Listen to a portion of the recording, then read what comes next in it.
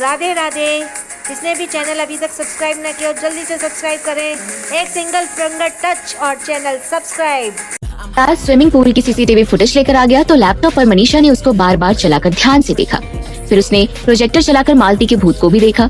कुछ देर बाद वो बोली, अब समझ में आया। अनिरुद्ध ने ना तो सीसीटीवी फुटेज देखा था और न भूत, तो उसे समझ में नहीं आ रहा था कि मनीषा क्या खोजना चाह रही है। आप क्या सर्च कर रही है मनीषा, हमें कुछ समझ नहीं आ रहा। अनिरुद्ध अब कंफ्यूज हो गया था। मैं आपको समझाती हूँ। सीसीटीवी फुटेज में मालती के मरने से पहले हम लोग देख सकते हैं कि उसके माथे पर एक बैंडेज है, मतलब उसको वहाँ कोई चोट पहले से ही लगी हुई थी।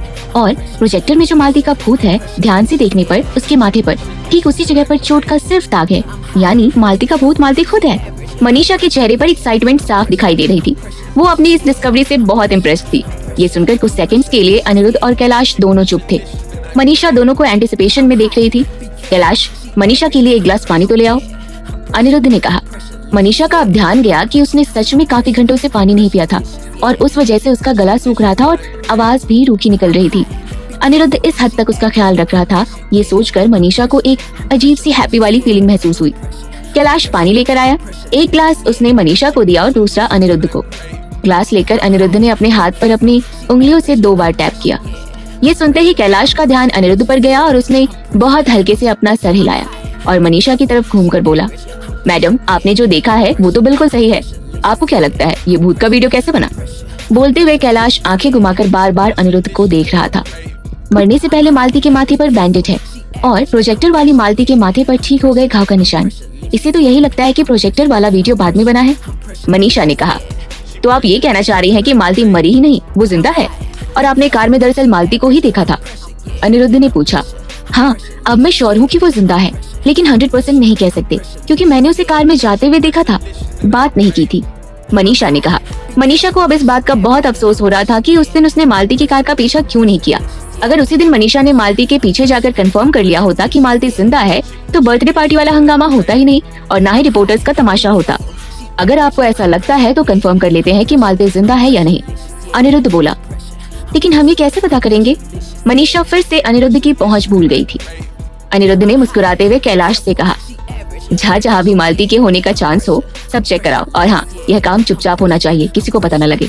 जी ठीक है, कैलाश ये बोलकर कमरे से चला गया। कुछ समय के लिए अब ऐसा लग रहा था कि समस्या का हल निकलने ही वाला था, लेकिन मनीषा का मन शांत होने के बजाय और भारी हो रहा था। एक अजीब सी बेचैनी हो रही थी उसके अंदर। वो इस झूठ और रियलिटी के चक्कर में इस कदर कंफ्यूज हो गई थी कि उसे समझ नहीं आ रहा था कि किस बात पर यकीन किया जाए और किस पर नहीं। उसने मालती को खून में तैरते अपनी आंखों से देखा था, तो क्या मालती नाटक कर रही थी? मालती जिंदा थी?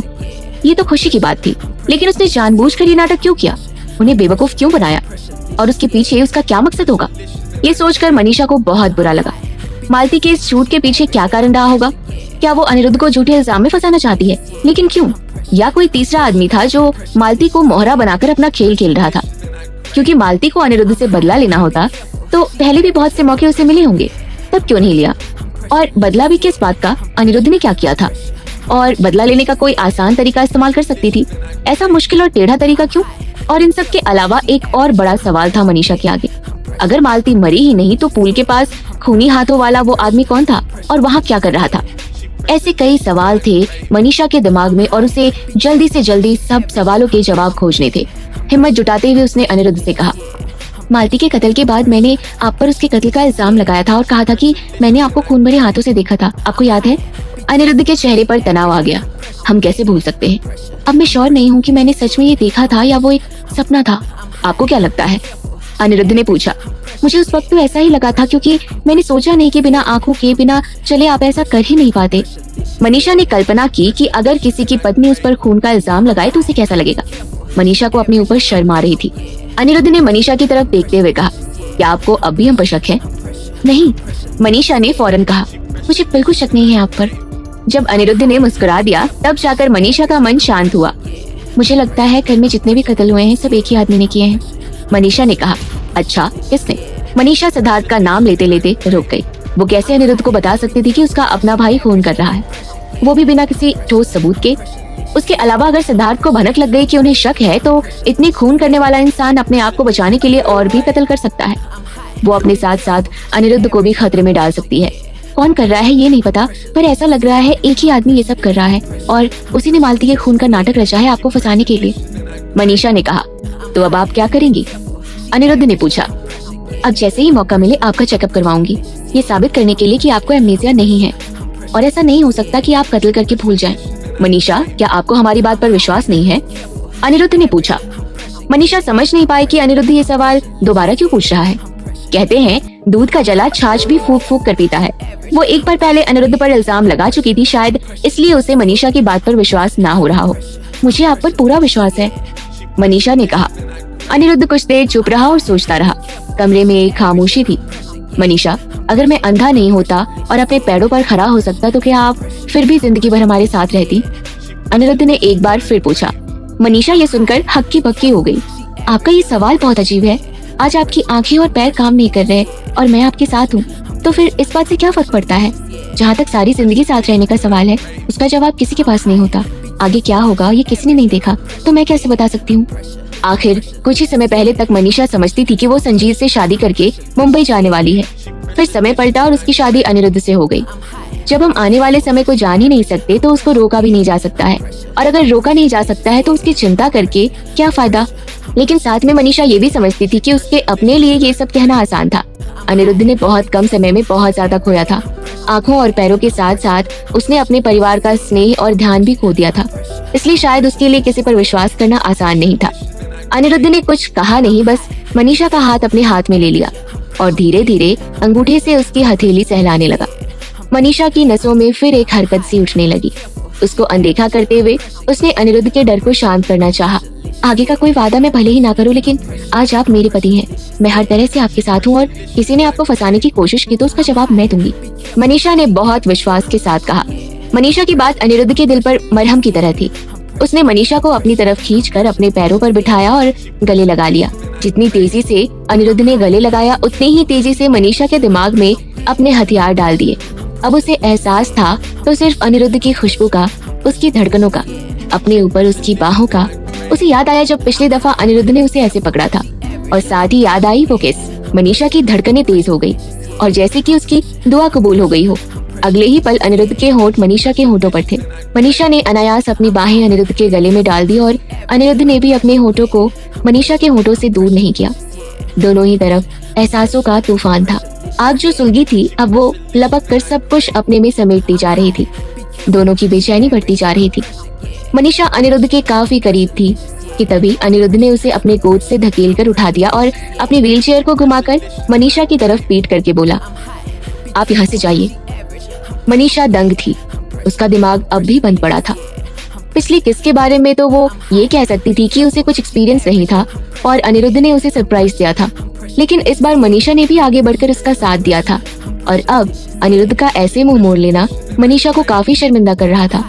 भीतर से दर्द उठा और वो भागती हुई वहाँ से निकल गई। मनीषा के जाने के बाद अनिरुद्ध की सांसें फिर से नॉर्मल हो गई। उसके चेहरे पर घूमती परेशानियां इतनी गहरी थी कि उनका पार पाना मुश्किल था। अपनी व्हीलचेयर घुमाकर अनिरुद्ध टेबल तक गया। एक ड्रॉर खोलकर एक तस्वीर निकाली। उस तस्वीर पर प्यार से अपनी उंगलियां फेरने लगा जैसे वो उसका खजाना हो। उस तस्वीर में एक 5-6 साल की लड़की जमीन पर बैठकर एक घायल बिल्ली के बच्चे को देख रही थी। लड़की का चेहरा बहुत सुंदर और भोला भाला था। अनिरुद्ध उस तस्वीर को छूते हुए फुसफुसाया, कौन हो तुम? क्या तुम ही मुझे बचाओगी? उस छोटी सी लड़की की तस्वीर के साथ एक पुरानी याद ताजा हो गई थी। तब अनिरुद्ध 12 साल का था। उसे पूजा पाठ में कोई रुचि नहीं थी, लेकिन दादाजी के कहने पर वो पूरे परिवार के साथ पहाड़ी वाले मंदिर में चला गया था। साथ में वो उस बिल्ली के बच्चे को भी ले आया था जिसको उसने घर में पाल लिया था। जब पूरा परिवार मंदिर के अंदर घुसा तब अनिरुद्ध बेमन से मंदिर की सीढ़ियां चढ़ रहा था।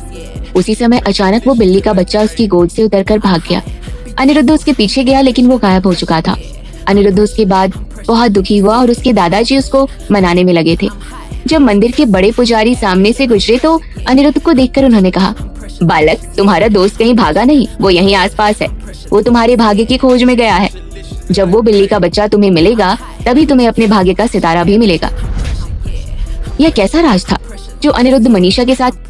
उसके दिल को चैन पड़ा। वो बिल्ली के बच्चे को खोजता हुआ मंदिर के आसपास घूमता रहा। आखिर उसकी मेहनत रंग लाई। उसे वो बिल्ली का बच्चा मिला तो उसके साथ ये छोटी सी लड़की भी बैठी थी। अनिरुद्ध ने उसका चेहरा सिर्फ बगल से ही देखा था। उसके दिमाग में आया, क्या यही है वो भाग्य का सितारा जिसके बारे में पंडित जी बात कर रहे थे? अनिरुद्ध ने झट से अपना कैमरा निकाला और फोटो ले लिया, लेकिन इससे पहले कि वो लड़की से बात करता वो उठकर भाग गई। आज बरसों बाद अनिरुद्ध उस छोटी लड़की की तस्वीर हाथ में लिए सोच रहा था कि अगर वो उसके भाग्य का सितारा थी तो क्या अभी भी मुमकिन है कि वो उसे कहीं मिल जाए? अनिरुद्ध यह समझ नहीं पा रहा था कि उसे आज अचानक उस लड़की की याद क्यों आई थी। मनीषा के होते उसे उस लड़की से मिलने का क्यों मन कर रहा था? उसने फोटो को ड्रॉर में रखते हुए सोचा, जो लड़की उसे इतने सालों में नहीं मिली थी, उसके मिलने की आशा अब उसे छोड़ देनी चाहिए। इधर मनीषा जब अपने बेड पर पहुंची तो उसका दिल मुंह को आ रहा था। उसे अपने ऊपर शर्म आ रही थी। वो क्यों अनिरुद्ध के करीब जाते ही इतनी पागल हो जाती है? क्यों उसका दिमाग काम नहीं करता? वो जरा सा प्यार से बात कर ले, उस पर वो क्यों मरी जाती है? उसे इनमें से किसी का जवाब नहीं पता था। फिर उसने अनिरुद्ध के सवाल के बारे में सोचा, अगर उसकी आंखें और पैर ठीक हो गए तो भी क्या मनीषा उसकी पत्नी बनी रहेगी? अब मनीषा ने ऐसी कल्पना की कि जिसमें अनिरुद्ध देख और चल सकता था और वो दोनों दूसरे शादीशुदा जोड़ों की तरह एक दूसरे से प्यार करते और खुश रहते। कुछ अच्छा सोचने से उसकी चिंता कम हुई और वो सो गई। देर रात फिर उसने अपने ऊपर कुछ भारी सा महसूस किया। उसकी सांसों की आवाज उस शांत कमरे में साफ सुनाई दे रही थी। ये समझते ही कि वो कौन है, मनीषा डर से जम गई। फिर जल्दी ही उसने खुद को मजबूत किया और डर की जगह उसके दिलो दिमाग पर गुस्सा छा गया। उसने उस आदमी के चेहरे पर एक जोर का मुक्का चलाया, लेकिन उस आदमी ने बीच में ही उसके हाथ को पकड़ लिया। इसी समय मनीषा की नजर उस आदमी की कलाई पर पड़ी। वहाँ पट्टी बंधी थी, ठीक वैसी जैसे सिद्धार्थ की कलाई पर थी। तो इसका मतलब उसका शक सही था, नकाबपोश आदमी सिद्धार्थ ही था। अब बस मनीषा को सबूत इकट्ठा करने की देर थी। फिर इस आदमी को उसके किए की सजा मिलकर रहेगी। हो कौन तुम? वो चिल्लाई, पर उस आदमी ने कोई जवाब नहीं दिया और उसे जल्दी निगाहों से देखता रहा। फिर अचानक उसने अपना मुंह खोला और थोड़ी भावुकता के साथ कहा, कोई जो तुमसे प्यार करता है। मनीषा के गुस्से का ठिकाना नहीं रहा। उसके साथ यूं जबरदस्ती करने वाले वहशी की इतनी हिम्मत थी कि वो प्यार का नाम ले रहा था। वो चिल्लाई, मैं अच्छी तरह जानती हूँ तुम कौन हो। सबूत मिलते ही तुमको इसकी सजा दिलवा कर रहूंगी। वो आदमी हंसा, शौक से। गुस्से से मनीषा ने उसको फिर से मारने की कोशिश की, लेकिन उस आदमी में मनीषा से कहीं ज्यादा ताकत थी। उल्टा वो उससे जितना लड़ती जाती थी, उस आदमी की हरकतें उतनी ही उग्र होती जा रही थी। एक समय पर मनीषा लड़ते लड़ते थक गई और होश खो बैठी। सुबह आंखें खुली तो शरीर के दर्द से चौंक कर बैठ गई। रात की याद आई तो लगा जैसे किसी ने बर्फ का पानी सर पर उड़ेल दिया हो। फौरन उठकर उसने ड्रेसिंग टेबल के स्पाई कैम को लैपटॉप से कनेक्ट करके देखा। सचमुच आधी रात को वो नकाबपोश उसके कमरे में आया था। लेकिन फिर मनीषा का दिल बैठ गया। ये तो साबित हो गया था कि वो सपना नहीं देखती थी। उसके कमरे में कोई सच में आता था, लेकिन वो कौन था, इसकी पुष्टि उस वीडियो से नहीं हो सकती थी। नकाब के पीछे ज्यादातर चेहरा छुप जाता था। मनीषा का दिल अफसोस से फट रहा था। उसने कुछ और सोचा। वो स्टडी में गई। अनिरुद्ध गहरी नींद में सो रहा था। उसको इस तरह देखकर कुछ पल के लिए मनीषा उसे ही देखती रही। उसके दिल की धड़कनें तेज हो गईं। फिर मनीषा ने अपना सर हिलाकर अपने आप को याद दिलाया कि ये समय अनिरुद्ध को निहारने का नहीं है। मनीषा ने सीसीटीवी का मॉनिटर ऑन किया और देखने की कोशिश की कि वो आदमी आता किधर से है। सीसीटीवी से बस इतना पता चला कि वो आदमी ऊपर से आता है। अब मनीषा हैरान थी कि उस इंसान को ये डर क्यों नहीं होता कि अनिरुद्ध किसी भी वक्त कमरे में आ सकता है। मनीषा ने स्टडी के आगे का भी फुटेज देखा। वहाँ से सारी रात न कोई आया न गया। मनीषा उस आदमी की प्लानिंग पर हैरान थी। वो पहले देखता होगा कि अनिरुद्ध स्टडी में सोया है या नहीं, इसलिए शायद हर बार आने से पहले वो अनिरुद्ध के वहाँ सोने का इंतजार करता होगा। मनीषा को जब सीसीटीवी से भी कुछ बड़ा नहीं मिला तो दुखी होकर उसने इनाया को फोन किया। फोन पर मनीषा ने इनाया को पूरी बात बताई और स्पाई कैम वीडियो की परेशानी समझाई। उसने कहा, मेरी गलती है, मुझे याद रखना चाहिए था कि वो नकाब पहनता है और कैमरा लगाने से कोई फायदा नहीं होगा। मनीषा की परेशानी बढ़ती जा रही थी। मैं पागलों की तरह इस वीडियो से आशा लगाए बैठी थी कि इसके बनते ही सिद्धार्थ जेल में होगा। इनाया ने मनीषा को समझाते हुए कहा, तेरे अपने आप को फांसी पर चढ़ाने से तेरी परेशानी का जवाब नहीं मिलने वाला। तुझे पहले इसका ख्याल नहीं आया क्योंकि तेरे मन में सबसे बड़ा डर यही था कि तेरी बात पर कोई विश्वास ही नहीं करेगा। तुझे अपने आप को भी तो भरोसा दिलाना था कि तू सपना नहीं देख रही है। वैसे देख, तेरी थोड़ी प्रॉब्लम तो खत्म हुई। कौन है नहीं पता लगा, लेकिन कोई तो है, ये अब तो जानती भी है और साबित भी कर सकती है। मनीषा ने पूछा, तुम ठीक कह रही हो शायद, लेकिन अब मैं क्या करूं? मेरी बात सुन, मैंने और भी कहीं से पता लगाया है। पुलिस केस के लिए वीडियो काफी नहीं होता। उसकी सूरत दिखती तो भी काम नहीं बनता। उन्हें डीएनए और पता नहीं क्या क्या चाहिए होता है।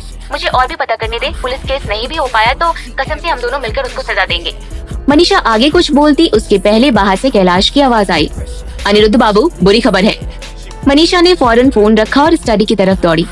स्टडी में कैलाश ने बताया, अभी पता चला है कि पुलिस को मालती की लाश मिली है। उस बंद पड़े मिल के पीछे किसी ने उसका गला घोंट दिया है। मनीषा ने सुना तो उससे पहले झटका लगा। एक मौका था, वो भी हाथ से निकल गया। वो मालती से मिलना चाह रही थी ताकि उसे पता चले कि उसके मरने के ड्रामे के पीछे किसका हाथ था और अनिरुद्ध पर लगे झूठे इल्जामों का पर्दाफाश हो सके। मनीषा की उन आशाओं पर तो पानी फिर गया। हाँ, इतना साबित हो गया कि जो भी गड़बड़ घोटाला चल रहा था रघुवंशी परिवार में, उसमें मालती भी एक कड़ी थी। मतलब ये तो पक्का हो गया कि मालती तब मरी नहीं थी। अब ये पता लगाना पड़ेगा कि स्विमिंग पूल में कौन था। मनीषा ने देखा अनिरुद्ध का चेहरा जमी हुई झील की तरह ठंडा और कठोर था। कैलाश ने बताया कि अनिरुद्ध ने अपने लोग लगाए थे ये जानने के लिए कि मालती अगर जिंदा है तो वो कहाँ है, लेकिन दुर्भाग्यवश वो देर से पहुंचे। मनीषा ने सोचा कि असली खूनी इतने बेचैन हो गए थे कि उन्होंने मालती को सही में मार ही दिया। इसका मतलब ये भी था कि दुश्मन को अब भनक लग चुकी थी कि तहकीकात उनकी तरफ बढ़ रही थी। पुलिस ने क्या कहा? अनिरुद्ध ने कैलाश से पूछा। पुलिस ने लाश की शिनाख्त करके मालती के घर वालों को दे दी और उन लोगों ने फौरन उसका दाह संस्कार कर दिया। कैलाश ने बताया। इतनी जल्दी? क्योंकि शायद मन में चोर था, अनिरुद्ध बोला। मनीषा उससे सहमत थी।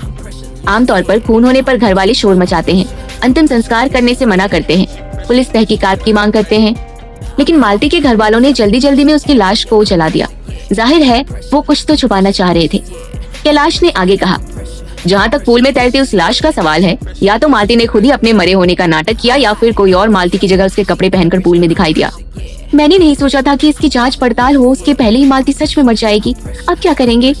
मनीषा ने चिंतित होकर अनिरुद्ध से पूछा। इंतजार करते हैं और देखते हैं। मनीषा अनिरुद्ध की बात सुनकर आश्वस्त हो गई। पहले भी उसने देखा था कि अनिरुद्ध का दिमाग इन सब मामलों में तेज चलता था।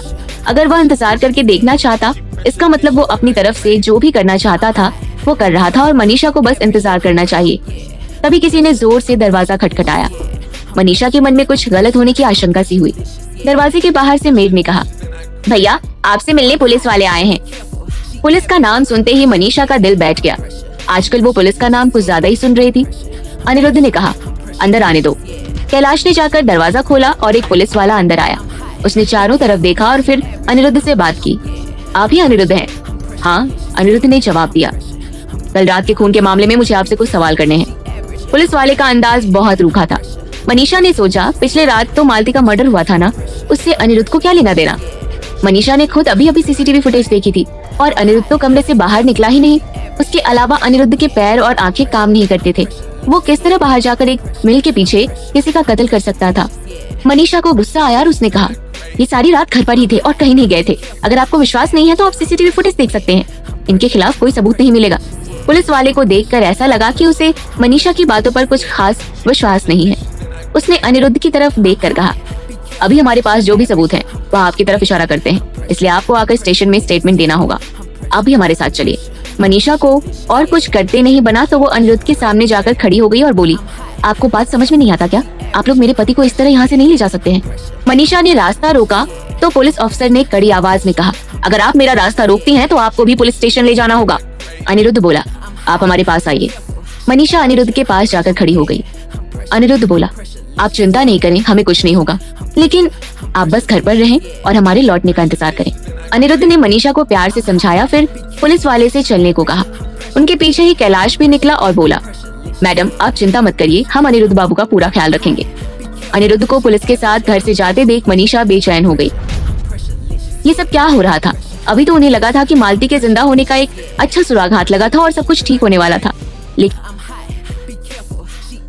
अब यह जाहिर हो गया था कि कोई अनिरुद्ध को फंसाने की कोशिश कर रहा है। अभी अभी पुलिस ने कहा था कि उनके पास गवाह और सबूत दोनों हैं। इसका मतलब था कि दुश्मन की तैयारी मजबूत थी। मनीषा को समझ नहीं आ रहा था कि उसे ये बात अनिरुद्ध के पापा या बुआ से शेयर करनी चाहिए या नहीं। मनीषा परेशान होकर बाहर लॉन में इधर से उधर चहलकदमी कर रही थी।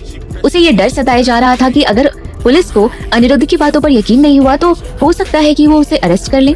वो अपना दिमाग दौड़ा रही थी कि इस समय अनिरुद्ध की मदद कैसे की जाए। कौन हो सकता है जो जाकर पुलिस पर दबाव डाल सके। तभी उसने देखा कि भरत की गाड़ी ड्राइववे की तरफ आ रही है। भरत को देखकर मनीषा की जान में जान आई, क्योंकि भरत ही एक ऐसा इंसान था जो इस वक्त उसकी मदद कर सकता था। भरत मनीषा को परेशान देखकर हैरान हुआ और उसने पूछा, क्या हुआ मनीषा, तुम इस तरह यहाँ पर अकेले क्या कर रही हो? सब ठीक तो है ना? थैंक गॉड तुम यहाँ आ गए। मनीषा ने कहा, मैं तो तुम्हारी मेडिकल रिपोर्ट्स लाया था, लेकिन तुम इतनी घबराई हुई क्यों हो? मनीषा भरत को सारी बात बताती है। भरत मनीषा को भरोसा दिलाते हुए कहता है, तुम चिंता मत करो, मैं जाता हूँ पुलिस स्टेशन, देखता हूँ क्या हो रहा है। मनीषा की जान में जान आई। जाने से पहले भरत मनीषा को रिपोर्ट्स का लिफाफा देता है और वहाँ से चला जाता है। भरत के जाने के बाद मनीषा ने वो लिफाफा खोलकर रिपोर्ट निकाली। बहुत सारी मेडिकल बातें लिखी थी जो मनीषा को कुछ समझ नहीं आई। बस उसे एक ही बात समझ आई कि उसका कॉर्निया अनिरुद्ध को लगाया जा सकता है। मनीषा की खुशी का ठिकाना नहीं था। वो अनिरुद्ध को बचा सकती थी। ट्रांसप्लांट हो गया तो अनिरुद्ध दोबारा देख सकेगा।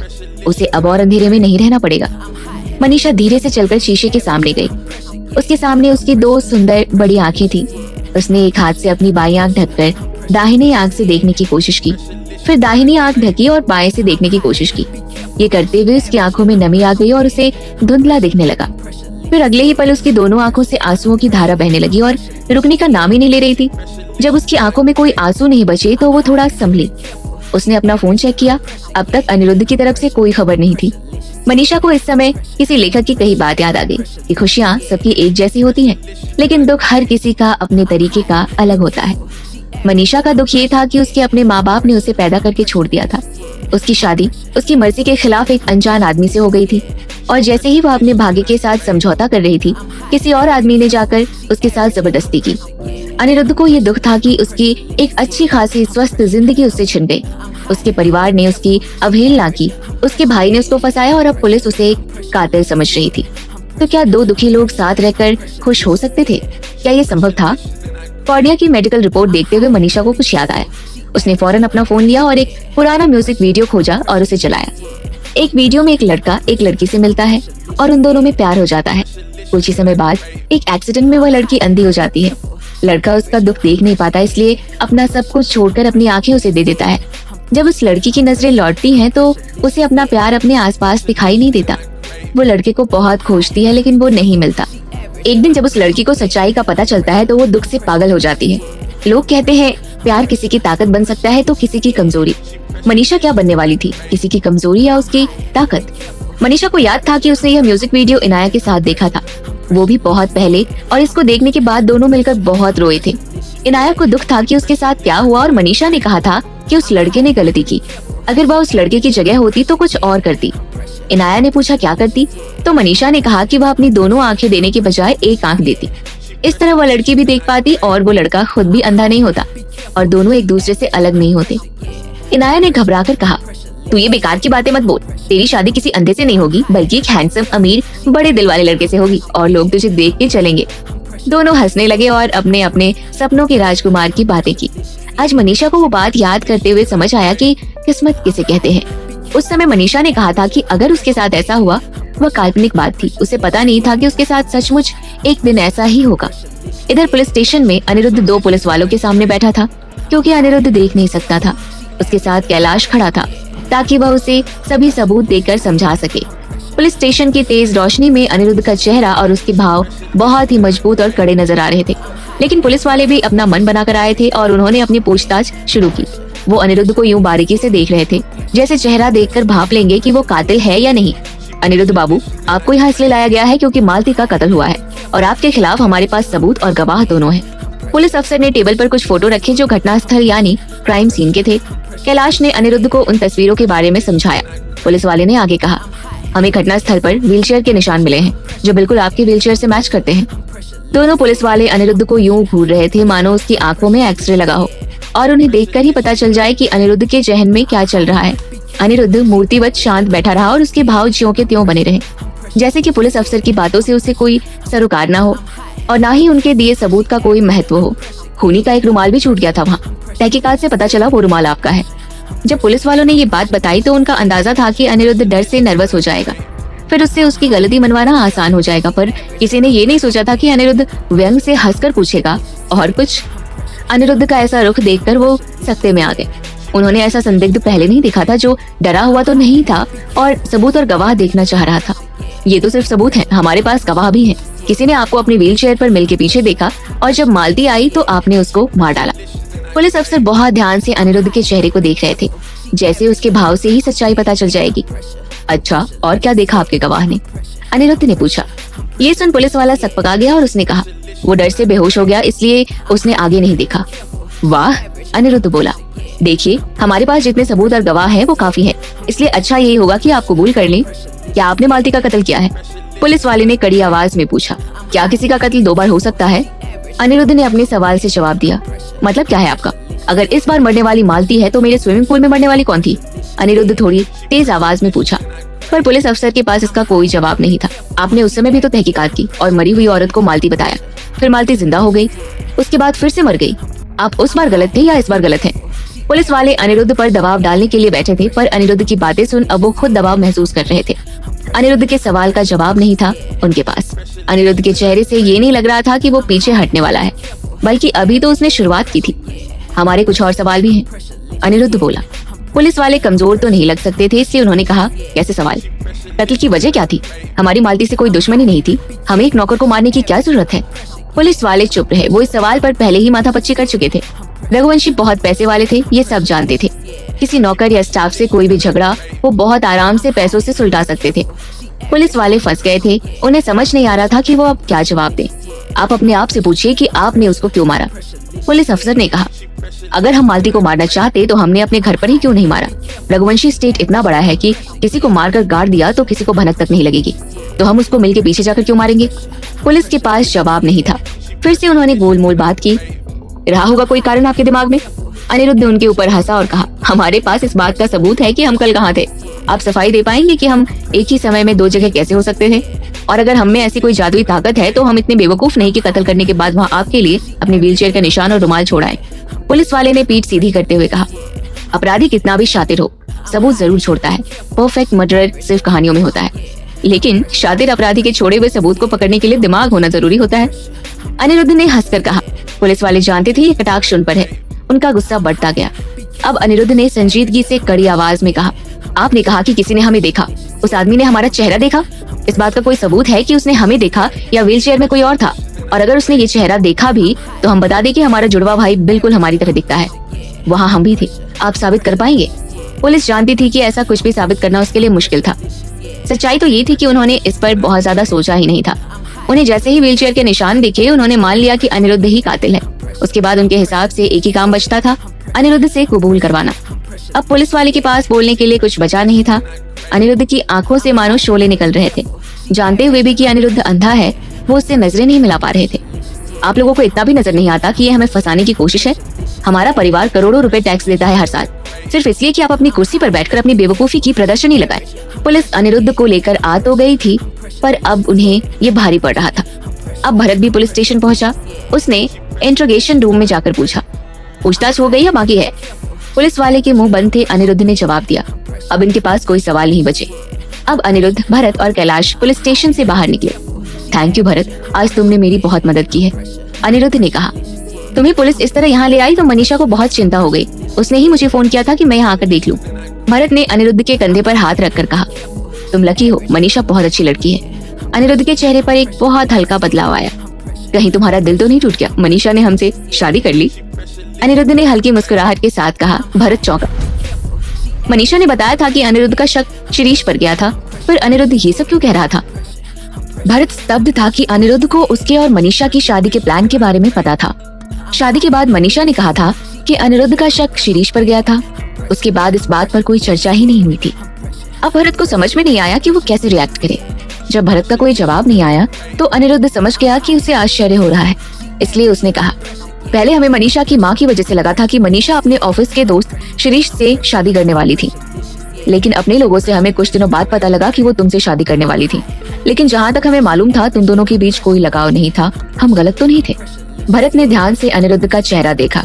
हालांकि अनिरुद्ध उससे 8-10 महीने छोटा था, लेकिन उसे आज तक अनिरुद्ध को चिढ़ाने का मौका कभी नहीं मिला था।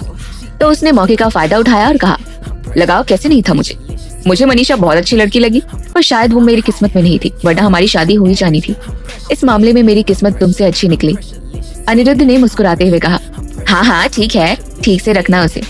भरत ने कहा। कैलाश गाड़ी ले आया और सब घर की तरफ चले गए। अनिरुद्ध को जब पता चला था कि मनीषा दरअसल भरत से शादी करने वाली थी, तो उसने अपने इस कजन के बारे में अच्छी तरह पता करवाया था। उसे पता चल गया था कि भरत और मनीषा की दोस्ती पहले से नहीं थी, वो बस शिरीष की वजह से एक दूसरे को जानते थे। और अनिरुद्ध ने खुद भी देखा था कि मनीषा भले ही भरत से बातचीत कर ले, पर उसकी भरत में कोई दिलचस्पी नहीं थी। भरत अपनी कार में अनिरुद्ध के पीछे आ रहा था। जब वो रघुवंशी स्टेट पहुंचे तो भरत देखकर मुस्कुराया कि मनीषा बेचैन होकर मेन डोर पर खड़ी थी। और जैसे ही उसे अनिरुद्ध की कार दिखी वो दौड़कर वहां पहुंच गई। कैलाश ने रोक दी कार और अनिरुद्ध को बताया कि मनीषा बाहर ही इंतजार कर रही थी। अनिरुद्ध मुस्कुराया और बोला, मनीषा, क्या आप बहुत देर से यहाँ इंतजार कर रही थी? मनीषा ने सबसे पहले अनिरुद्ध को ऊपर से नीचे तक देखा। जब लगा वो ठीक है तब उसने पूछा, पुलिस ने आपको बहुत परेशान तो नहीं किया? उन्होंने आपसे पूछताछ की? उन्हें क्यों लग रहा था कि मालती को आपने मारा? क्या वो फिर से पुलिस स्टेशन बुलाएंगे आपको? अनिरुद्ध हंसा। पुलिस ने भी इतने सवाल नहीं पूछे हमसे। भरत भी वहाँ आ गया था। उसने हंसते हुए कहा, तुम दोनों का सवाल पूछने का कंपटीशन होना चाहिए। फिर उसने मनीषा को आश्वस्त किया, तुम्हें अनिरुद्ध की चिंता नहीं करनी चाहिए। उसने तो खुद ही इतने सवाल खड़े कर दिए कि पुलिस के सामने कि उन्होंने खुशी खुशी छोड़ दिया अनिरुद्ध को। तभी अनिरुद्ध के पापा और मम्मी हॉल में आए और उन्होंने पूछा कि क्या चल रहा है। भरत ने उन्हें सारी बात बताई और विनायक बाबू टेंशन में आ गए और उन्होंने पूछा, कौन हो सकता है इसके पीछे? पता चल जाएगा, अनिरुद्ध बोला। अनुराधा देवी ने पूछा, ये आप लोग क्या बातें कर रहे हो? मनीषा अनुराधा देवी के पास गई और धीरे से उनका हाथ पकड़कर कहा, हाँ, मालती स्विमिंग पूल में नहीं मरी थी। उसने किसी के साथ मिलकर अनिरुद्ध को फंसाने के लिए नाटक किया था। अनुराधा देवी ने हल्के से सर हिलाया तो मनीषा को लगा शायद वो उसकी बात से सहमत है। मनीषा ने अपनी बात आगे बढ़ाते हुए कहा, दरअसल अनिरुद्ध ने आज तक किसी का खून नहीं किया। अब आप परेशान न हो और अनिरुद्ध पर कोई इल्जाम न लगाएं। अनुराधा देवी का मुंह अचानक खुला। जैसे ही तुम ये बात बता दोगी कत्ल किसने किया है, वैसे ही मैं मान जाऊंगी कि वो निर्दोष है। विनायक बाबू अपनी बीवी से परेशान थे। वो वहाँ से चले गए। उनके बाद अनुराधा देवी ने अपना हाथ मनीषा के हाथों से छुड़ाया और चली गई। मनीषा का मन बुझ गया। भरत को विदा करके वो भी अपने कमरे में चली गई। मनीषा ने कैलाश को भेज दिया। अब वो अनिरुद्ध के साथ अकेली थी। उसने कमरे का दरवाजा बंद किया और आकर अनिरुद्ध के सामने बैठ गई। क्या आप जानना चाहते हैं कि सच्चाई क्या है? चाहे आपने भूल से किसी को मारा हो, चाहे आपको फंसाया जा रहा हो, आप सच जानना चाहेंगे? मनीषा ने पूछा। बिल्कुल जानना चाहेंगे, अनिरुद्ध बोला। अगर आपकी आंखें और पैर ठीक हो जाए तो क्या आप जल्द से जल्द पता लगा पाएंगे? हाँ, तो अगर आपको कोई कॉर्निया देता है, आपको स्वीकार करना ही होगा। बोलते हुए फिर मनीषा की आंखों में आंसू आ गए। ठीक है, जहाँ तक पैरों की बात है, मैं रोज मालिश करूंगी ताकि आप जल्दी से जल्दी ठीक हो सकें, मनीषा ने आगे कहा। मनीषा के स्नेह की गर्माहट अनिरुद्ध के दिल तक पहुंच रही थी। आप हमारे बारे में इतना क्यों सोचती हैं? इतना क्यों ख्याल करती हैं हमारा? हमने तो आपको आजादी दी है कि आप जब चाहें हमें छोड़कर जा सकती हैं। अनिरुद्ध ने कह तो दिया, पर मनीषा के जाने के ख्याल से ही एक तीखा दर्द उसके दिल में उठा। उसने जोर से अपनी व्हीलचेयर को पकड़ लिया। मनीषा किसी तरह अपने आंसुओं को अपनी आंखों तक समेट कर रखने की कोशिश कर रही थी और फिर उसने कहा, एक आखिरी सवाल है आपसे। वो क्या? अगर आपको किसी से प्यार हो जाता है तो आप मुझे डाइवोर्स दे देंगे? ये पूछते हुए भी मनीषा का मन रेगिस्तान सा वीरान महसूस कर रहा था। उधर मनीषा की बात सुनते ही अनिरुद्ध आहत हो गया। मनीषा ने उससे ये सवाल क्यों किया? क्या उससे अब भी विश्वास नहीं है उस पर? बिल्कुल नहीं, अनिरुद्ध ने साफ साफ कहा। हम अपने वादों को पूरा करेंगे, तोड़ेंगे नहीं। हमने आपसे शादी की है और कल जिंदगी में चाहे कुछ भी हो जाए, अगर आप हमें नहीं छोड़ती, हम भी आपको कभी नहीं छोड़ेंगे। मनीषा का दिल जो कुछ देर पहले तक उसकी सांसों की तरह अटका हुआ था, अब अनिरुद्ध का जवाब सुनकर जोर जोर से धड़कने लगा।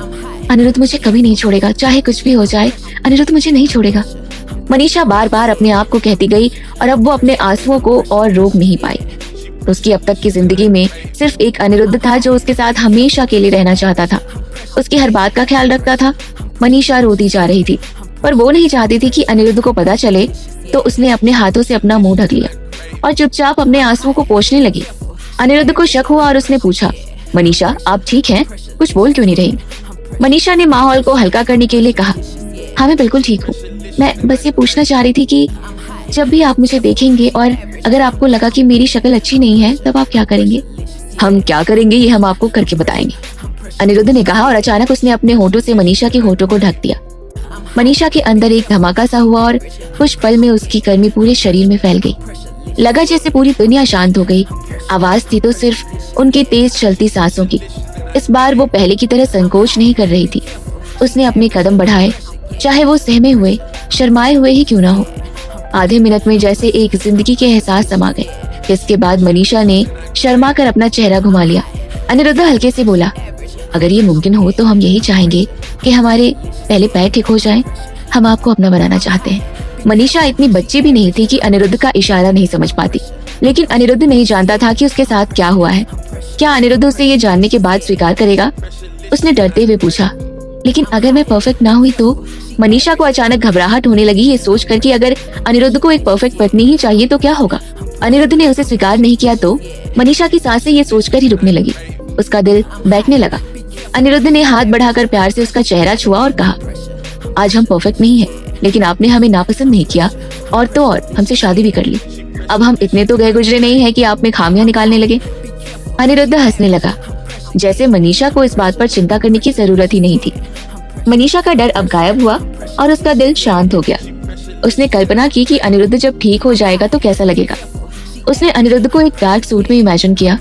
अनिरुद्ध वैसे ही इतना हैंडसम था, उसे तो कोई भी लड़की मिल सकती थी। अब क्या वो अनिरुद्ध के काबिल रह गई थी? एक दुखों का सैलाब सा उसके मन को डुबो रहा था। लेकिन जब उसे याद आया कि उसकी इस स्थिति का जिम्मेदार कौन था, उसका मन घृणा से भर गया। उस नकाबपोश ने सिर्फ जबरदस्ती ही नहीं की मनीषा के साथ, उसने मनीषा की पूरी जिंदगी ही खराब कर दी थी। अनिरुद्ध ने देखा मनीषा इतनी देर से बोल नहीं रही तो उसने पूछा, मनीषा आप बोल क्यों नहीं रही हो? कुछ नहीं, मैं बस थक गई हूँ, थोड़ी देर आराम करना चाहती हूँ। हाँ आप जाएं, आराम करें, अनिरुद्ध ने कहा। मनीषा अपने रूम में गई और कुछ देर मसाज और फिजियोथेरेपी की किताबें पढ़ती रही। इधर मनीषा के जाते ही अनिरुद्ध ने कैलाश को बुलवाया। और कोई नई खबर है? अनिरुद्ध ने पूछा। सर, अब की बार ये कंफर्म हो गया है कि मरने वाली औरत मालती ही थी, लेकिन पूल में कौन था ये पता नहीं लग सका है। अनिरुद्ध को इतना गुस्सा आया, उसने अपनी मुट्ठी भींच ली और कहा, पूरी की पूरी फोर्स नालायक है इनकी। कैलाश ने बताया कि विनायक बाबू ने खुद पुलिस से बात की और कहा कि जल्द से जल्द असली कातिल का पता लगाया जाए। वो लोग क्या ही करेंगे, जब पिछली लाश की शिनाख्त नहीं कर पाए तो अब क्या नया कर लेंगे। इस घर में न जाने कितने लोग मरे हैं बिना बात के, पर अफवाहों के बल पर पुलिस ने हमें पकड़ लिया। आगे क्या करना चाहिए सर? कैलाश ने पूछा। असली कातिल की हिम्मत बढ़ती जा रही है, वो हमारे खिलाफ और भी सबूत और गवाह इकट्ठा कर रहा है। सबसे पहले तो ये पता करना है कि वो मुझे मारना चाहता है या सिर्फ फंसाना चाहता है। मतलब अगर वो किसी को मारे और इल्जाम मुझ पर लगाए तो समझ में आता है, लेकिन अगर वो मुझ पर इल्जाम लगाने के लिए किसी को मार रहा है तो उसके अंदर शैतान है और फिर उसे सबक सिखाना बहुत जरूरी है, अनिरुद्ध ने कहा। असली कातिल को सबक सिखाने का समय था। सिर्फ अनिरुद्ध से बदले के लिए कोई इतने कत्ल कर रहा था, ऐसे आदमी को माफी कैसे मिल सकती थी? कैलाश सबक सीखने की बात से सहमत तो था, लेकिन एक हिचक थी और इसी हिचक में उसने कहा, कातिल को पकड़ने के लिए हम अपनी छानबीन शुरू तो करेंगे तो वो भी अलर्ट हो जाएगा। वो लोग कौन है हमें नहीं पता, लेकिन हम उनके निशान पर आ जाएंगे। अनिरुद्ध जानता था कि कैलाश की बात सही है और उसी वजह से आज तक वो खुद को छुपाकर काम करता रहा। लेकिन कातिल भी तो यही चाहता था। अगर उसे जल्दी नहीं पकड़ा गया तो और जाने भी जा सकती थी। अगर कहीं वो मनीषा तक पहुंच गया तो? मनीषा के बारे में सोचते हुए अनिरुद्ध को लगा कि इन दिनों वो कुछ अजीब बर्ताव कर रही थी और अजीब सवाल भी पूछ रही थी।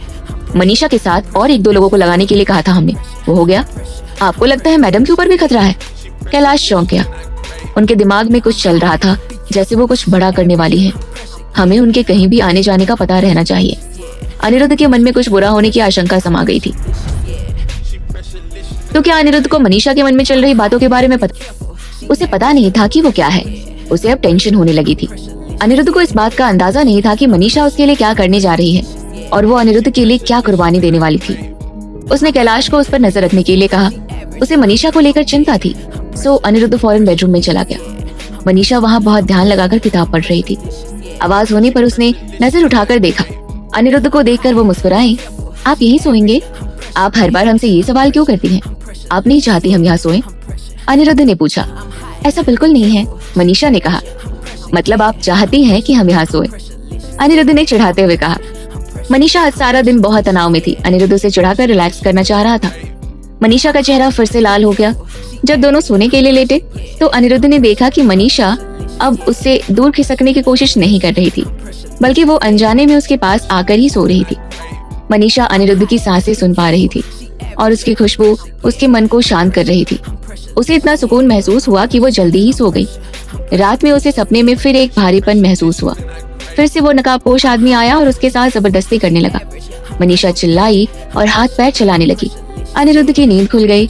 उसने मनीषा को अपनी बाहों में ले लिया, फिर हल्के से कानों में कहा, मनीषा आप सपना देख रही हैं। मनीषा की नींद खुल गई, लेकिन वो कांप रही थी। उसका शरीर ठंडा पड़ गया था। अनिरुद्ध ने धीरे धीरे उसके बालों और चेहरे को सहलाया और कहा, आप ये सपने में किससे बचने की बात कर रही थी? आप सच में सुनना चाहते हैं? मनीषा ने पूछा। अगर आप हमें बताना चाहती हैं तो हम जरूर सुनना चाहेंगे। कुछ देर तक तो मनीषा बोल ही नहीं पाई। ऐसा लगा जैसे उसके अल्फाज उसके गले में अटक गए हों। अनिरुद्ध ने उस पर जोर भी नहीं डाला, बस शांत होकर उसके बोलने का इंतजार करता रहा। मनीषा ने हिम्मत जुटाकर कहा, मैंने देखा कि सिल्वर मास्क पहने एक आदमी हमारे कमरे में आया और उसने मेरे साथ जबरदस्ती की। ये बोलते हुए मनीषा की नजरें अनिरुद्ध के चेहरे पर अटकी थी। ये जानने के लिए कि पता नहीं अनिरुद्ध कैसे रिएक्ट करेगा। अनिरुद्ध हल्के से मुस्कुराया। आप कोई टीवी सीरियल या फिल्म तो नहीं देख रही हैं आजकल, या ऐसी कोई किताब पढ़ रही हो जिसकी वजह से ये सब ख्याल आपके दिमाग में रह गए हो? मनीषा कैसे कहती कि ये सपना उसने सीरियल या कहानी की वजह से नहीं, उसके साथ जो सच में हो रहा है उस वजह से देखा। नहीं, ऐसी कोई बात नहीं है, ना मैं ऐसा कुछ देख रही हूँ ना ही पढ़ रही हूँ। मनीषा, आप डरे नहीं। कहते हैं जो सपने में देखते हैं असली जिंदगी में उसका उल्टा होता है, इसलिए असल जिंदगी में आपके पास हम हैं और हम किसी को आपको दुख पहुंचाने नहीं देंगे, अनिरुद्ध ने बहुत विश्वास के साथ कहा। अनिरुद्ध हल्के हल्के मनीषा का सर और पीठ सहला रहा था, जैसे किसी बच्चे को शांत करने के लिए किया जाता है। मनीषा का मन एक बार शांत हो भी गया, लेकिन फिर उसकी आंखों के आगे उस नकाबपोश का चेहरा आया और वो फिर परेशान हो गई। अगर वो अनिरुद्ध को पूरा सच नहीं भी बता पा रही थी, पर उससे कुछ न कुछ कहना तो जरूरी था। झिझकते हुए उसने अनिरुद्ध से पूछा, अगर बस मान लेते हैं मेरे साथ ऐसा कुछ हो जाता है असली जिंदगी में भी, तो आप क्या करेंगे? मनीषा अनिरुद्ध के भाव पढ़ नहीं पाई और तब तक अनिरुद्ध ने कहा, हम आपके साथ कभी ऐसा होने ही नहीं देंगे। मनीषा परेशान हो गई। अनिरुद्ध उसकी बात का सीधा जवाब क्यों नहीं दे रहा है? शायद वो कह नहीं पा रहा कि उसे अच्छा नहीं लगेगा। शायद किसी भी पति को ऐसी पत्नी अच्छी नहीं लगेगी जिसके साथ किसी ने जबरदस्ती की हो। यूं सोचते हुए मनीषा का मन बहुत उदास हुआ। लगा जोर जोर से चिल्लाए, रोए, लेकिन सब कुछ अंदर दबाकर चुप रही और आंखें मूंद कर भारी दिल से सोने की कोशिश करने लगी। उसके पास लेटे हुए अनिरुद्ध की आंखें खुली थी। उसकी आंखों की गहराइयों में आग की तेज उठती गिरती लपटें थी, लेकिन सतह पर शांत सन्नाटा था। उसने अपना हाथ मनीषा के सर से हटाकर उसकी कमर पर रखा और उसे थोड़ा पास खींच लिया। मनीषा पूरी तरह सोई नहीं थी। उसने आंखें खोली और अनिरुद्ध के हाथ को देखा। अनिरुद्ध के हाथ मजबूत थे, उन पर मसल्स दिख रहे थे और मनीषा को याद आया कि अनिरुद्ध का पूरा ऊपर का शरीर काफी मजबूत था, जैसे कि वो वर्कआउट करता हो। तभी अनिरुद्ध ने धीरे से कहा, मनीषा, अब हम कत्ल के लिए शक के घेरे में हैं, इसलिए शहर छोड़कर नहीं जा सकते। कुछ दिनों तक के लिए हमें अपना हनीमून आगे बढ़ाना होगा। ऐसा लग रहा था अनिरुद्ध इस बात के लिए शर्मिंदा है, तो मनीषा ने बात को हल्का करते हुए कहा, कोई बात नहीं, मैं कल से ऑफिस जाना शुरू कर दूंगी। आपने छुट्टी तो ले ही ली है, तो ऑफिस क्यों जाएंगी? आराम कीजिए, दोस्तों के साथ शॉपिंग कीजिए। अनिरुद्ध ने मुस्कुराकर कहा। शॉपिंग का नाम सुनते ही मनीषा को बैग से भरा अपना कमरा याद आया। उसे लगा कहीं अनिरुद्ध फिर से बहुत सारी चीजें न मंगवा ले, इसलिए उसने जल्दी से कहा, मुझे अभी किसी चीज की जरूरत नहीं है, तो शॉपिंग क्यों जाना? आपको पैसे बचाने की जरूरत नहीं है। आप चाहें तो हम मॉल से सारी चीजें मंगवा देते हैं। आपको जो पसंद हो आप चूज कर लें। अनिरुद्ध ने कहा, नहीं, मैं ही चली जाऊंगी। मनीषा ने झट से कहा, तो हम कार और ड्राइवर भेज देंगे आपके लिए। अनिरुद्ध को लगा कहीं मनीषा कार के लिए मना न कर दे, तो उसने आगे कहा, सुरक्षा के हिसाब से जरूरी है कि एक आदमी आपके साथ रहे, फिर हमें भी आपकी चिंता नहीं लगी रहेगी। जैसी आपकी मर्जी, जहाँ बना। मनीषा ने बात मान ली। अनिरुद्ध हंसने लगा। अगले दिन मनीषा और इनाया ने एक रेस्टोरेंट में मिलने का प्लान बनाया। दोनों वहीं मिली, फिर अंदर गई। अचानक उनकी नजर संजीव पर पड़ी। एक टेबल पर संजीव किसी लड़की के साथ चिपक कर बैठा था। मनीषा और इनाया के पैर रुक गए। संजीव उसके कानों में कुछ कह रहा था और वो लड़की शर्मा रही थी। संजीव को या उस लड़की को देखे जाने की कोई फिक्र नहीं लग रही थी। इनाया ने पूछा, अरे मनीषा, तेरी बहन का ब्रेकअप हो गया क्या? ये किसी और लड़की के साथ क्यों चिपक रहा है? मुझे इससे क्या मतलब? मनीषा ने इनाया का हाथ पकड़ा और रेस्टोरेंट से निकल गई। अरे चल के पूछते हैं ना इससे, और उस लड़की को भी तो पता चले कि ये इंसान क्या चीज है। इनाया को गुस्सा आ रहा था, लेकिन मनीषा कुछ नहीं बोली। इनाया अचानक सोच में पड़ गई। कहीं अभी भी तेरे मन में इस गधी के लिए कोई फीलिंग्स तो नहीं है ना? इनाया का ये पूछना वाजिब था, लेकिन मनीषा ने सिर हिलाकर मना किया और कहा, नहीं, पता नहीं संजीव के लिए मेरे मन में क्या फीलिंग्स थी, पर जो भी थी उसी दिन खत्म हो गई जब मैंने उसे अनीशा के साथ देखा था। अब ये क्या करता है क्या नहीं, उससे मुझे कोई मतलब नहीं। इनाया ने मुंह बनाया, तो कुछ ज्यादा ही नर्म दिल है। अगर मैं होती तेरी जगह तो इसको। मनीषा चलते चलते रुक गई। सामने कुछ देखकर उसकी आंखें खुली की खुली रह गई। इनाया ने भी उधर ही देखा तो अनीशा शॉपिंग बैग्स लिए अपनी दोस्तों के साथ इधर ही आ रही थी। इनाया को लगा कि वो फिर से मनीषा से कुछ कहेगी और उसका मूड ऑफ करेगी, इसलिए वो मनीषा को दूसरी तरफ ले जाने लगी, लेकिन मनीषा वहीं खड़ी रही। अब अनीशा काफी करीब आ चुकी थी और उसने मनीषा को देखा। ओहो, पैसे मिल गए तो पैर घर में टिक नहीं रहे, अनीशा ने घृणा से मनीषा को देखकर कहा। फिर उसने अपनी दोस्तों की तरफ देखकर मनीषा का मजाक उड़ाया। ठीक भी है यार, पति अपाहिज है, कुछ तो कर सकता नहीं है, तो बीवी घर बैठकर क्या करे। अनीशा की दोस्त हंसने लगी। अनीशा ने आगे कहा, वैसे बड़ी बहन, पैसे पर ज्यादा इतराना नहीं। जैसी कहानियां सुनी है तुम्हारे पति के बारे में, ऐसा ना हो ऐश करने के लिए जिंदा ही न रहो। इनाया का गुस्सा 7वें आसमान पर था। उसने अनीशा को जवाब देने के लिए मुंह खोला ही था कि मनीषा ने उसका हाथ दबाकर इशारे से चुप करा दिया। फिर मनीषा खुद अनीशा से बोली, मैं यहाँ शॉपिंग करने नहीं आई हूँ। मुझे संजीव ने कुछ बात करने के लिए बुलाया था, लेकिन इनाया का कहना है कि मैं शादीशुदा हूँ, मुझे अब संजीव से नहीं मिलना चाहिए। संजीव अंदर रेस्टोरेंट में इंतजार कर रहा है। तुम आ गई हो तो तुम ही बता दो कि क्या मैं उससे अब सच में नहीं मिल सकती। ये कहकर मनीषा ने इनाया का हाथ पकड़ा और चली गई। लेकिन मनीषा ज्यादा दूर नहीं गई। वो इनाया के साथ सामने की तरफ एक दुकान में घुस गई। वहाँ से दोनों देखने लगे कि अनीशा क्या करती है। अनीशा सोच रही थी कि संजीव ने मनीषा को क्यों बुलाया होगा। उसे विश्वास था कि संजीव उसे छोड़कर किसी और के ऊपर ध्यान नहीं देगा। तो फिर कहीं मनीषा उसके और संजीव के बीच दरार तो नहीं लाना चाहती थी। उसे संजीव को समझाना होगा। अनीशा अपनी दोस्तों के साथ रेस्टोरेंट के अंदर गई। अंदर अनीशा ने चारों तरफ नजरें दौड़ाई। उसे संजीव दिखा और फिर संजीव से चिपकी हुई एक लड़की। संजीव उस लड़की को किस करने की कोशिश कर रहा था। अनीशा को लगा जैसे उसके ऊपर बिजली गिर गई हो।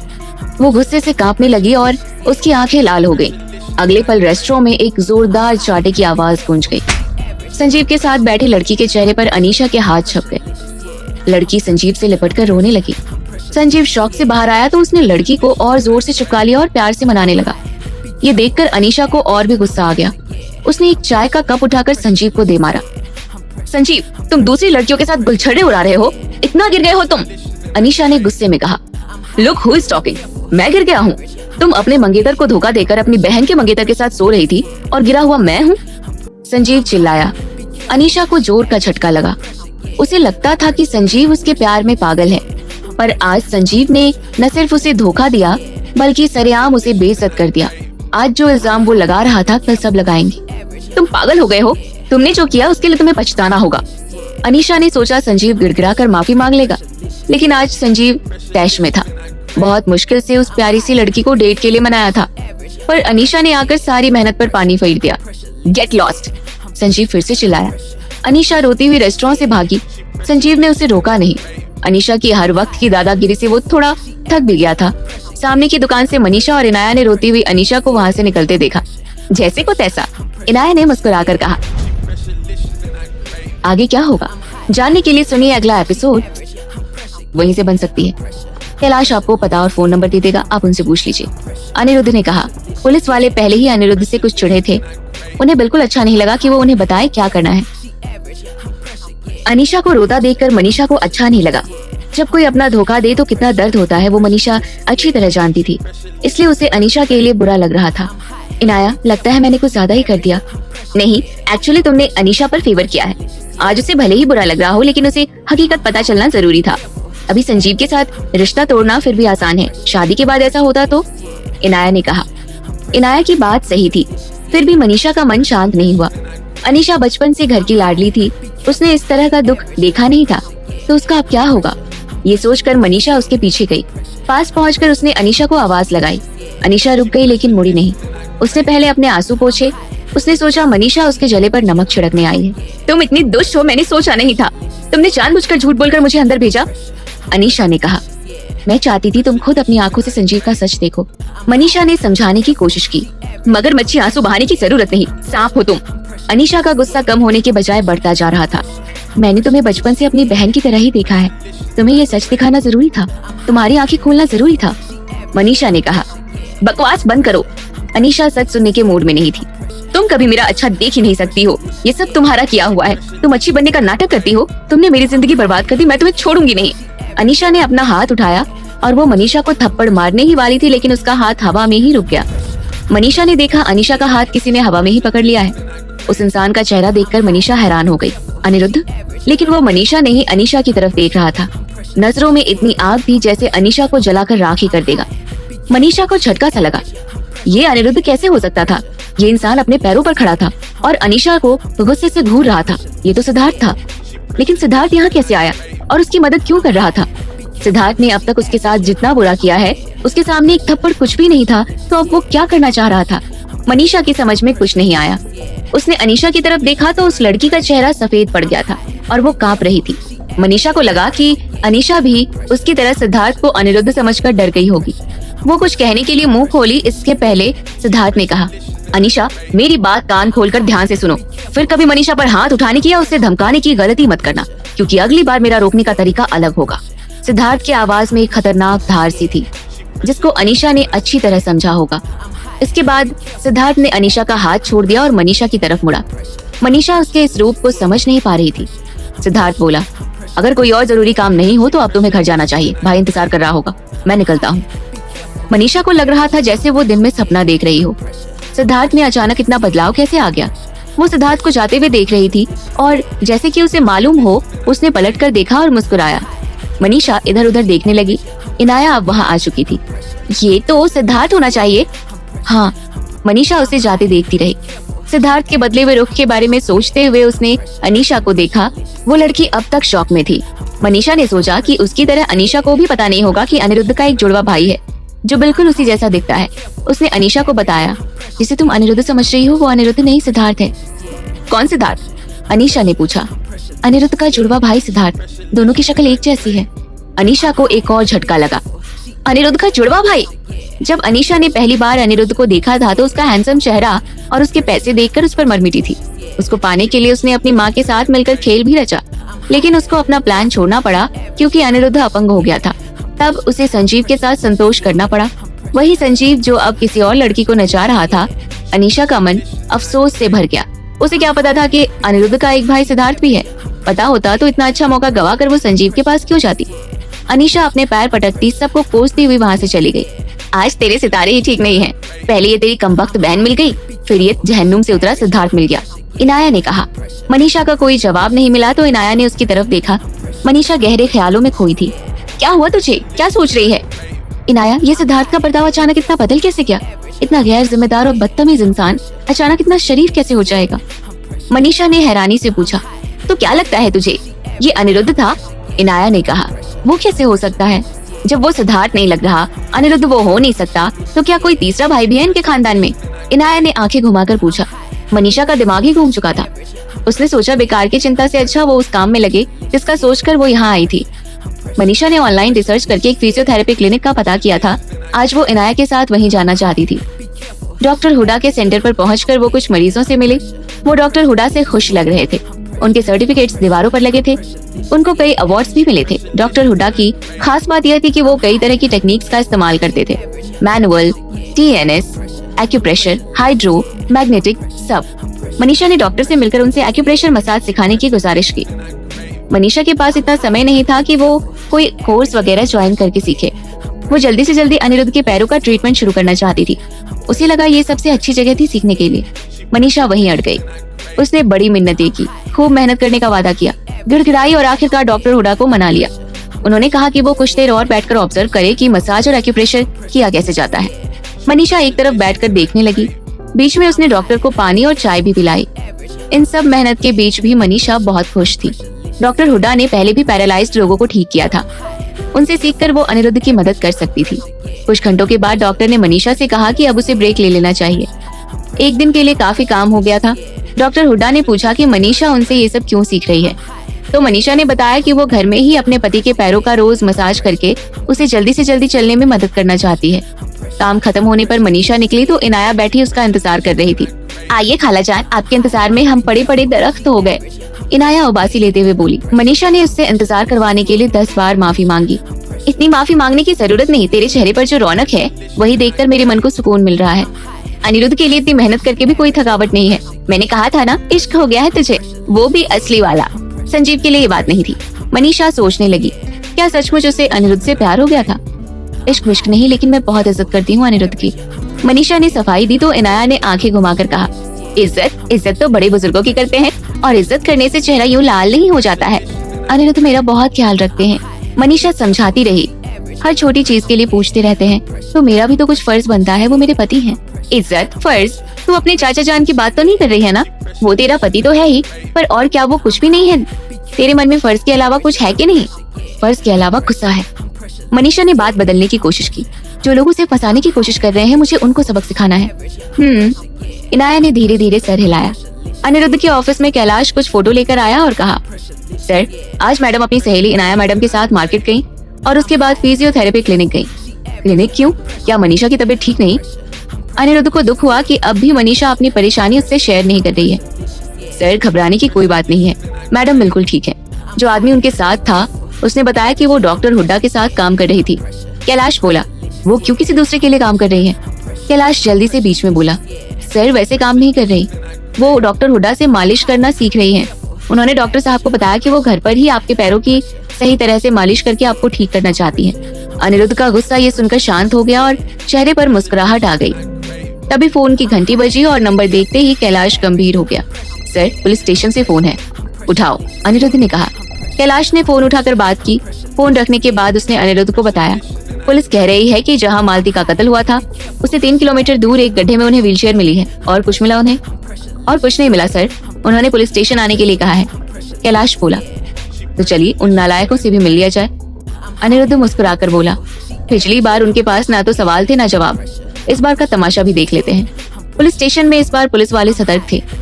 उन्होंने अनिरुद्ध को डराने या दबाव डालने के बजाय शांति से बात की। हमें जो व्हीलचेयर मिली है उसे हमने आपकी व्हीलचेयर से मिलाया, दोनों बिल्कुल एक जैसे हैं, पुलिस वाले ने कहा। तो पुलिस वाले जानते थे अनिरुद्ध इतनी आसानी से कुछ बोलने वाला नहीं था।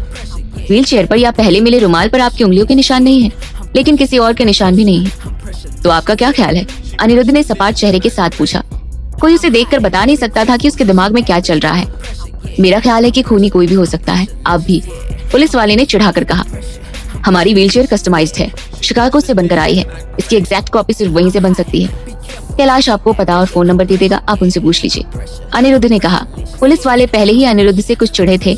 उन्हें बिल्कुल अच्छा नहीं लगा कि वो उन्हें बताए क्या करना है। आप हमें बताएं कि हमें क्या करना है। आप अभी भी शक के घेरे में हैं और तहकीकात खत्म होने तक शहर नहीं छोड़ सकते। अनिरुद्ध का गुस्सा बढ़ गया और उसने कहा, और कब तक चलेगी आपकी ये तहकीकात? 1 हफ्ते, 1 महीने, 1 साल, 10 साल? तो क्या हम आपके बुलाने के लिए घर में बैठे रहेंगे? यही कानून है, आपको इसके दायरे में रहना है। कानून हमारी यानी आम लोगों की सुरक्षा के लिए बना है, आपकी मर्जी के लिए नहीं। आप अपना काम कर नहीं रहे और हमारी आजादी पर अंकुश लगा रहे हैं। हम तो कानून के दायरे में हैं, लेकिन आप उससे बाहर निकल रहे हैं, अनिरुद्ध ने गुस्से में लगभग चिल्लाते हुए कहा। ना तो वो अपनी तरफ से तहकीकात की पहल कर रहे थे, ना अनिरुद्ध की सलाह मान रहे थे। यही कारण था कि असली कातिल हमेशा उनसे एक कदम आगे रहता था। क्या पुलिस वाले अभी भी अपनी अनिरुद्ध और कैलाश पुलिस स्टेशन से निकलकर घर पहुंच रहे थे। स्टेट के गेट के बाहर ही रोड पर कैलाश ने देखा कोई लड़की पैदल चल रही है। ध्यान से देखा तो मनीषा थी। उसे चिंता हुई। उसने अनिरुद्ध को बताया, सर, मैडम गेट के बाहर रोड पर चलती दिख रही हैं, गाड़ी रोको। कार मनीषा के पास जाकर रुक गई। मनीषा ने अनिरुद्ध को देखा तो कुछ देर तक देखती ही रही। अनिरुद्ध ने हल्के से पूछा, आप यहाँ क्या कर रही हैं मनीषा? घर में करने के लिए कुछ था नहीं, ऑफिस से मैंने छुट्टी ली हुई थी तो मैंने एक मसाज कोर्स ज्वाइन कर लिया है, मनीषा ने बताया। तो क्या आपको होमवर्क मिला है? अनिरुद्ध ने मुस्कुराकर पूछा। मैं प्रैक्टिस करके थक गई थी तो सोचा थोड़ा वॉक कर लूं। अनिरुद्ध ने अपना हाथ आगे बढ़ाया। चलिए घर चलते हैं। मनीषा ने अनिरुद्ध का हाथ थामा और कार में बैठ गई। उसके बैठने के बाद भी अनिरुद्ध ने हाथ नहीं छोड़ा। उसने धीरे धीरे मनीषा के हाथों के एक्यूप्रेशर पॉइंट्स का मसाज किया। आप तो मुझसे ज्यादा अच्छा मसाज करते हैं, बिल्कुल प्रोफेशनल, मनीषा ने हैरानी से बोला। हमने पहले सीखा था। मनीषा को लगा कि एक्सीडेंट के बाद अनिरुद्ध को काफी तरह की तकलीफें रही होंगी।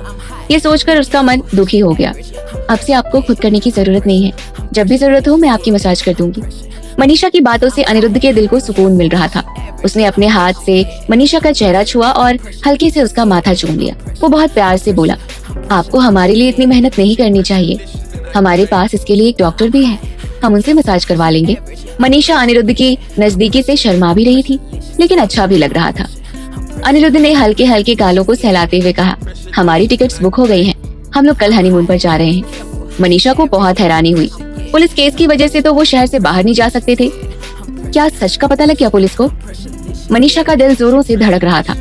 मनीषा की जिंदगी में अभी सबसे बड़ी 2 ख्वाहिशें थी, एक तो अनिरुद्ध के ठीक होने की और दूसरी ये कि उसके ऊपर से ये इल्जाम हट जाए। लेकिन अनिरुद्ध बताने की जल्दी में नहीं लग रहा था। वो मनीषा के चेहरे को सहला रहा था, उसके बाल कान के पीछे डाल रहा था। जल्दी बताइए ना क्या हुआ?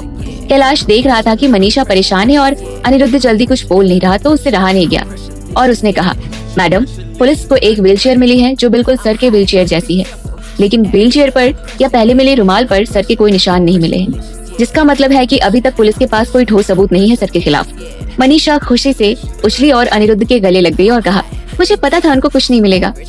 मनीषा का चेहरा अनिरुद्ध की गर्दन पर था और उसकी सांसें अनिरुद्ध के गले और चेहरे को छू रही थी। मनीषा के बालों की खुशबू उसके नाक में जा रही थी। ऐसा लगा जैसे उसे कोई नशा सा हो रहा हो। अनिरुद्ध के दिल को अजीब सुकून और गर्माहट ने घेर लिया। उसने मनीषा को और पास खींच लिया और उसके बालों को सहलाने लगा। मनीषा के अंदर अनिरुद्ध की खुशबू फैल गई और तब उसे एहसास हुआ कि उसने कैसे कूदकर अनिरुद्ध को गले से लगा लिया था। वो भी सबके सामने। और अभी भी वो अनिरुद्ध की नजदीकी और उसकी खुशबू को छोड़ना नहीं चाह रही थी। मनीषा शर्म से पानी पानी हो गई और अनिरुद्ध से अलग होने लगी। वो सोचने लगी कि अनिरुद्ध अगर देख सकता तो वो जरूर देखता कि किस तरह वो उससे नजर मिलाती इस हरकत की बात। जब मनीषा ने अनिरुद्ध का चेहरा देखा तो वो खुशी से चमक रहा था। उसकी मुस्कुराहट पूरे चेहरे पर फैली हुई थी। मनीषा, अनिरुद्ध ने बहुत धीरे से कहा। मनीषा शर्म से बोल नहीं पा रही थी। अगली बार थोड़ी देर और रहेंगी यूं हमारे करीब। मनीषा का चेहरा अब और लाल नहीं हो सकता था। उसने ऐसे किया जैसे उसने कुछ सुना ही नहीं और खिड़की के बाहर देखने लगी। आज अनिरुद्ध घर में ही था तो मनीषा ने पूरे परिवार के साथ खाना खाया। मनीषा खुश लग रही थी।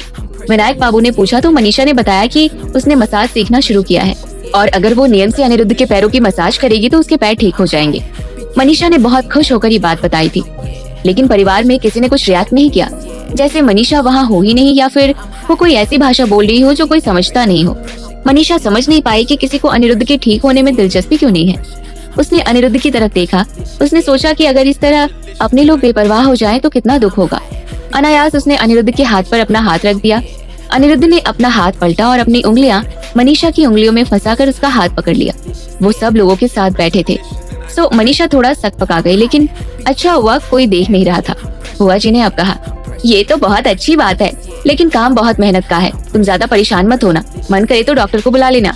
खाने के बाद मनीषा अनिरुद्ध को लेकर जा रही थी तो सिद्धार्थ से टकरा गई। वो फिर से ढीला ढाला दिख रहा था। मनीषा को याद आया कि दिन में उसकी मदद करने के लिए उसने सिद्धार्थ का धन्यवाद नहीं किया था, तो अब उसने कर दिया। Thank you. सिद्धार्थ कंफ्यूज लगा। अचानक मनीषा उसे शुक्रिया क्यों बोलने लगी? आज सूरज किधर से निकला है? मुझे थैंक यू क्यों बोला जा रहा है? मनीषा को फिर सिद्धार्थ के लहजे से चिढ़ हो गई। वो कुछ जवाब देती उसके पहले अनिरुद्ध बोला, सिद्धार्थ, तुमने मनीषा की मदद की, उन्हें बचाया, इसलिए वो तुम्हारा शुक्रिया अदा कर रही है। मनीषा को अच्छा लगा कि अनिरुद्ध ने सिद्धार्थ को समझा दिया और मनीषा को कुछ ज्यादा बोलने की जरूरत नहीं पड़ी। सिद्धार्थ ने सर हिलाया और भुनभुनाता हुआ चला गया। आपको नहीं लगता आपका भाई थोड़ा अजीब है? मनीषा अनिरुद्ध से बोली। क्यों? मनीषा ने अनिरुद्ध को बताया कि अनीशा के साथ क्या हुआ और फिर कैसे वो सिद्धार्थ को मिली। अनिरुद्ध ने मुस्कुराकर कहा, हर किसी के कई चेहरे होते हैं मनीषा। हो सकता है आपने भी सिद्धार्थ का एक दूसरा चेहरा देख लिया होगा। शायद आज उसने जो मदद की उसी के लिए मैं उसे थैंक कर रही थी, लेकिन आपको कैसे पता चला? मनीषा ने पूछा। हमने आपकी सुरक्षा के लिए आपके साथ एक आदमी लगा रखा है, उसी ने बताया। मनीषा को बुरा नहीं लगा। अनिरुद्ध इसी तरह हर वक्त उसकी सुविधा के बारे में सोचता रहता था और वो भी उसके लिए कुछ करना चाहती थी। अगर वो रोज लगकर अनिरुद्ध के पैरों को ठीक कर दे तो वो अनिरुद्ध के साथ समंदर के किनारे रेत पर चल पाएगी और वो अनिरुद्ध के साथ शाम में पेड़ों के बीच टहल पाएगी। वो स्टडी में आ गए थे। आप क्या सोच रही हैं मनीषा? अनिरुद्ध ने पूछा। बस ऐसे ही, मैं आपके पैरों का मसाज कर दूं? मनीषा ने पूछा। अनिरुद्ध मुस्कुराया। उसके लिए आपको कष्ट देना होगा। अनिरुद्ध अपनी व्हीलचेयर से फोल्डेबल सोफा पर बैठ गया। फिर उसने पढ़ने के लिए एक ब्रेल पे लिखी किताब उठा ली। मनीषा ने अपने सामने एक्यूप्रेशर पॉइंट्स का मैप निकाल कर रख दिया और उसमें प्रेशर पॉइंट्स का पोजीशन देखते हुए मसाज करने लगी। अचानक एक अजीब बात हुई। उसने देखा कि अनिरुद्ध का पैर थोड़ा हिला। ये कैसे हुआ? आज तो उसने मसाज शुरू ही किया था। इतनी जल्दी असर होना नामुमकिन था। मनीषा ने उसी पॉइंट पर फिर से करके देखा, लेकिन कुछ नहीं हुआ। थोड़ी देर में उसे लगा कि जरूर उसे वहम हुआ होगा। मनीषा फिर से मसाज पर फोकस करने लगी। अनिरुद्ध के हाथ अपनी किताब पर चलते चलते अचानक रुक गए। उसके शरीर की जैसे नसें जिंदा हो गई थी और फिर उसे अपने पूरे शरीर में एक अजीब सा एहसास होने लगा। कुछ देर बाद अनिरुद्ध ने एक लंबी सांस ली और मनीषा को रुकने के लिए कहा। फिर उसने अचानक मनीषा का हाथ अपने ऊपर से हटा दिया। आज आप पूरे दिन भर काम ही कर रही हैं, थक गई होंगी, अब जाकर सो जाएं। मनीषा समझ नहीं पाई कि अचानक क्या हुआ। उसने अनिरुद्ध का चेहरा देखा तो वो बहुत गंभीर था। अभी तक तो अनिरुद्ध का मूड बिल्कुल ठीक था। उसने सोचा कुछ पूछे, फिर छोड़ दिया। वो थोड़ी दुखी सी बेडरूम में चली गई। आधी रात मनीषा सो रही थी। नकाब पहने वो आदमी मनीषा को देख रहा था। उसके काले बाल तकिए पर फैले थे और उसकी त्वचा चांद सी रोशनी में चमक रही थी। वो आदमी मनीषा के पास आया और उसके चेहरे को हल्के हल्के चूमने लगा। मनीषा की नींद खुल गई। वो उस आदमी से लड़ने ही वाली थी कि उसे याद आया इनाया ने कहा था उसे ठोस सबूत की जरूरत होगी। मनीषा ने अपने दांत भींचकर मुट्ठी बना ली और चुपचाप लेटी रही। लेकिन वो आदमी धीरे धीरे उसे इस तरह छूता और चूमता रहा कि कुछ देर बाद उसका अपना शरीर ही उसके अपने आपे में नहीं रहा और वो खोती चली गई। अगली सुबह मनीषा की नींद खुली। उसने आईने में देखा, उसकी आंखें लाल थीं। उसे रात का सब कुछ याद आया। उसे अपने ऊपर बहुत शर्मिंदगी महसूस हुई। उसने मन से बिल्कुल नहीं चाहा था, लेकिन उसके शरीर ने उसे धोखा दिया। उसे खुद अपने आप से ऐसी उम्मीद नहीं थी। उसने ऐसा क्यों होने दिया? वो रोते हुए शॉवर के नीचे जाकर खड़ी हो गई और उसने अच्छी तरह अपने चेहरे, अपनी त्वचा अपने पूरे शरीर को साफ किया, जैसे शरीर के साथ कल रात की यादें भी धुल जाएंगी।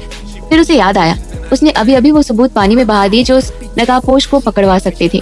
इतनी कुर्बानी बेकार चली गई। मनीषा ने खुद अपने पैरों पर कुल्हाड़ी चला दी थी। दुख और अफसोस के सिवा कुछ नहीं था। कुछ ही देर में मनीषा को अनिरुद्ध के साथ एयरपोर्ट के लिए निकलना था। इसी तरह वो तैयार हुई और फिर अनिरुद्ध को खोजने स्टडी में चली गई। आप ठीक से सोई? अनिरुद्ध ने पूछा। अच्छे से सोई, मनीषा ने अपना दुख छुपाते हुए कहा।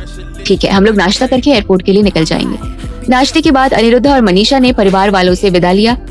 मनीषा दरवाजे से निकलकर अनिरुद्ध का इंतजार कर रही थी। जब एक बार कार तेजी से आकर रुकी, उससे संजीव बाहर आया। तुम इतनी खतरनाक निकलोगी मैंने सोचा नहीं था। संजीव मनीषा को देखते ही चिल्लाया। सूरत तो ऐसी बोली बनाकर रखती हो कि किसी को पता न चले अंदर से कैसे दूसरों को बर्बाद करने के प्लान्स बना रहे हैं। मनीषा हक्की बक्की रह गई और उसने पूछा, मैंने क्या किया है और तुम यहाँ क्यों आए हो? संजीव कुछ नशे में लग रहा था और उसने गुस्से में कहा, क्या किया है? मुझे सब पता चल गया है। तुमने जानबूझकर अनीशा को मेरे पीछे लगाया था। तुम हम दोनों से बदला लेना चाहती थी। मैं किसी और लड़की से मिलूं, कुछ भी करूं, यह मेरी लाइफ है, मेरा पर्सनल मामला है। तुम क्या समझती हो मैं डरता हूं तुमसे या तुम्हारे अंधे पति से? बकवास बंद करो संजीव और यहाँ से निकलो। मनीषा ने भी गुस्से में कहा, तुम निकालोगी मुझे? तुम्हें पता नहीं मैं क्या कर सकता हूँ। संजीव लड़खड़ाता हुआ मनीषा की तरफ बढ़ा। बस इतने में अनिरुद्ध की तेज आवाज आई। कैलाश दौड़कर संजीव और मनीषा के बीच खड़ा हो गया। तुमने आज यहाँ आकर बहुत बड़ी गलती कर दी। अनिरुद्ध गुर्राया। अब संजीव के साथ क्या करेगा अनिरुद्ध? अनिरुद्ध की आवाज सुनकर संजीव अपनी जगह पर जम गया। उसने मुड़कर अनिरुद्ध को देखा। अनिरुद्ध के चेहरे पर गुस्सा नहीं था, एक डरावनी सी शांति थी जो उसके गुस्से से ज्यादा खतरनाक दिख रही थी। इस गलती के लिए मैंने अनीशा को एक बार माफ कर दिया क्योंकि वो मनीषा की बहन है। तुम तो उनके रिश्तेदार भी नहीं हो और हमारे दरवाजे तक पहुंच गए। तुम्हारा कुछ करना होगा, अनिरुद्ध ने कहा। सर, कैलाश गंभीर होकर बोला। ज्यादा बोलने वाले लोग सुधरते नहीं हैं, जुबान कटवा देते हैं। बात ही खत्म। इससे पहले कि अनिरुद्ध कुछ कहता, संजीव चिल्लाता हुआ दौड़कर अपनी कार में बैठ गया। उसने फौरन कार लॉक किया, स्टार्ट किया और भाग गया। मनीषा हैरान होकर देखती रही। इस आदमी से वो कभी शादी करने वाली थी। ये किस तरह के लोग थे? संजीव और अनीशा अपनी हरकतों के लिए भी दूसरे को ही दोष देते थे। कम से कम अब तो उसे चैन से रहने देते। मनीषा का मन सुबह से ही इतना खराब था। इस ड्रामे के बाद अब उसकी आंखों से आंसू गिरने लगे। मनीषा, यहाँ मेरे पास आइए। अनिरुद्ध ने उसकी तरफ अपना हाथ बढ़ाया। मनीषा ने अनिरुद्ध का हाथ पकड़ा तो उसने दोनों हाथों से मनीषा को पास लाकर गले लगा लिया। अनिरुद्ध ने यूं प्यार दिखाया तो मनीषा की आंखों से आंसू और तेज हो गए। अनिरुद्ध उसके बालों को सहलाते हुए बोला, आप कहें तो उसका मुंह सिलवाकर आपके सामने ले आए, फिर आप अपना सारा गुस्सा उसके ऊपर निकाल सकती हैं। मनीषा ने अपने आंसू पोंछे और हंस दी। नहीं, आपका इतना कहना ही काफी है। अनिरुद्ध ने उसे और कसकर गले लगा लिया। मनीषा भी अनिरुद्ध के कंधे पर मुंह छुपाकर सब कुछ भूल गई। इधर कैलाश का ब्लड प्रेशर बढ़ रहा था कि फ्लाइट छूट जाएगी। उसने अपना गला साफ करते हुए कहा, सर, मैडम, अब हमें निकलना चाहिए, फ्लाइट का समय हो गया है। मनीषा शर्माकर फौरन अनिरुद्ध से अलग हो गई। अनिरुद्ध ने हंसकर कैलाश से कहा कि वो उसकी व्हीलचेयर कार में डाले। उनकी कार अब तेजी से एयरपोर्ट की तरफ निकल गई। मनीषा मुड़कर अनिरुद्ध का चेहरा देख रही थी। उसके चेहरे पर लगातार एक हल्की सी मुस्कुराहट थी, जैसे वो बहुत खुश हो, और ये देखकर मनीषा भी बहुत खुशी महसूस कर रही थी कि तभी उसे सामने से एक कार आती दिखाई दी। वो बहुत तेजी से उनकी तरफ आ रही थी। सोचने का समय ही नहीं था। मनीषा ने बिना सोचे अगले ही पल उछलकर अनिरुद्ध को अपने शरीर से ढक दिया और उसके साथ ही वो दूसरी कार आकर उनकी कार से टकराई। धमाका सा हुआ। अनिरुद्ध की गाड़ी बड़ी थी और मजबूत थी। वो क्रॉसिंग पर रुक गई थी, इसलिए जोर से धक्का लगने पर भी वो नहीं पलटी। लेकिन एक बहुत जोरदार झटका लगा और अंदर थोड़ी बहुत चोट हर किसी को लग गई। ड्राइवर और कैलाश अपनी चोट के बावजूद तुरंत आगे से उतरकर पीछे आए और अनिरुद्ध को देखने लगे। अनिरुद्ध को एक पल बाद समझ आया कि एक्सीडेंट हुआ और मनीषा ने इसी वजह से उसको बचाने के लिए उसे अपने शरीर से ढकने की कोशिश की थी। अनिरुद्ध को महसूस हुआ कि मनीषा कुछ बोली नहीं। उसने टटोल कर देखा, मनीषा, मनीषा, आप ठीक हैं? छूकर पता चला मनीषा बेहोश थी। अनिरुद्ध जोर से चिल्लाया। उसका दिल बैठने लगा। परिस्थिति को भांपते हुए ड्राइवर तुरंत अपनी सीट पर गया और कार स्टार्ट की। कैलाश मदद के लिए पीछे बैठ गया। गाड़ी अपनी टूटी फूटी स्थिति में हॉस्पिटल की तरफ दौड़ पड़ी। अनिरुद्ध की जैसे सांसें रुक गई थी। हॉस्पिटल में पहुंचते ही मनीषा को आईसीयू में ले जाया गया। अनिरुद्ध बाहर इंतजार कर रहा था। मन में एक ही बात थी कि मनीषा को कुछ नहीं होना चाहिए। कैलाश हाँफता हुआ आया और उसने कहा, सर, पुलिस ने दूसरी कार के ड्राइवर को पकड़ लिया है। कह रहे हैं शराब पीकर चला रहा था, इसलिए उसको रेड सिग्नल दिखाई नहीं दिया। ड्राइवर इस शहर का नहीं है। उसके बारे में अभी और पता कर रही है पुलिस। अनिरुद्ध को लग रहा था कि उस कार के ड्राइवर ने जानबूझकर एक्सीडेंट किया है। शराब पीकर गाड़ी लोग रात में चलाते हैं, दिन में नहीं। उस ड्राइवर के पीछे आदमी लगा के रखो। अनिरुद्ध ने गुस्से में कहा, जी ठीक है। अनिरुद्ध मनीषा के बारे में सोचता रहा। हर बार उसको बचाने के लिए मनीषा आगे आ जाती थी। जब माँ ने उसे मारना शुरू किया तो मनीषा आगे खड़ी हो गई और उसके सर में चोट लग गई। फिर मालिश के लिए वो घंटों प्रैक्टिस करके थकती रही।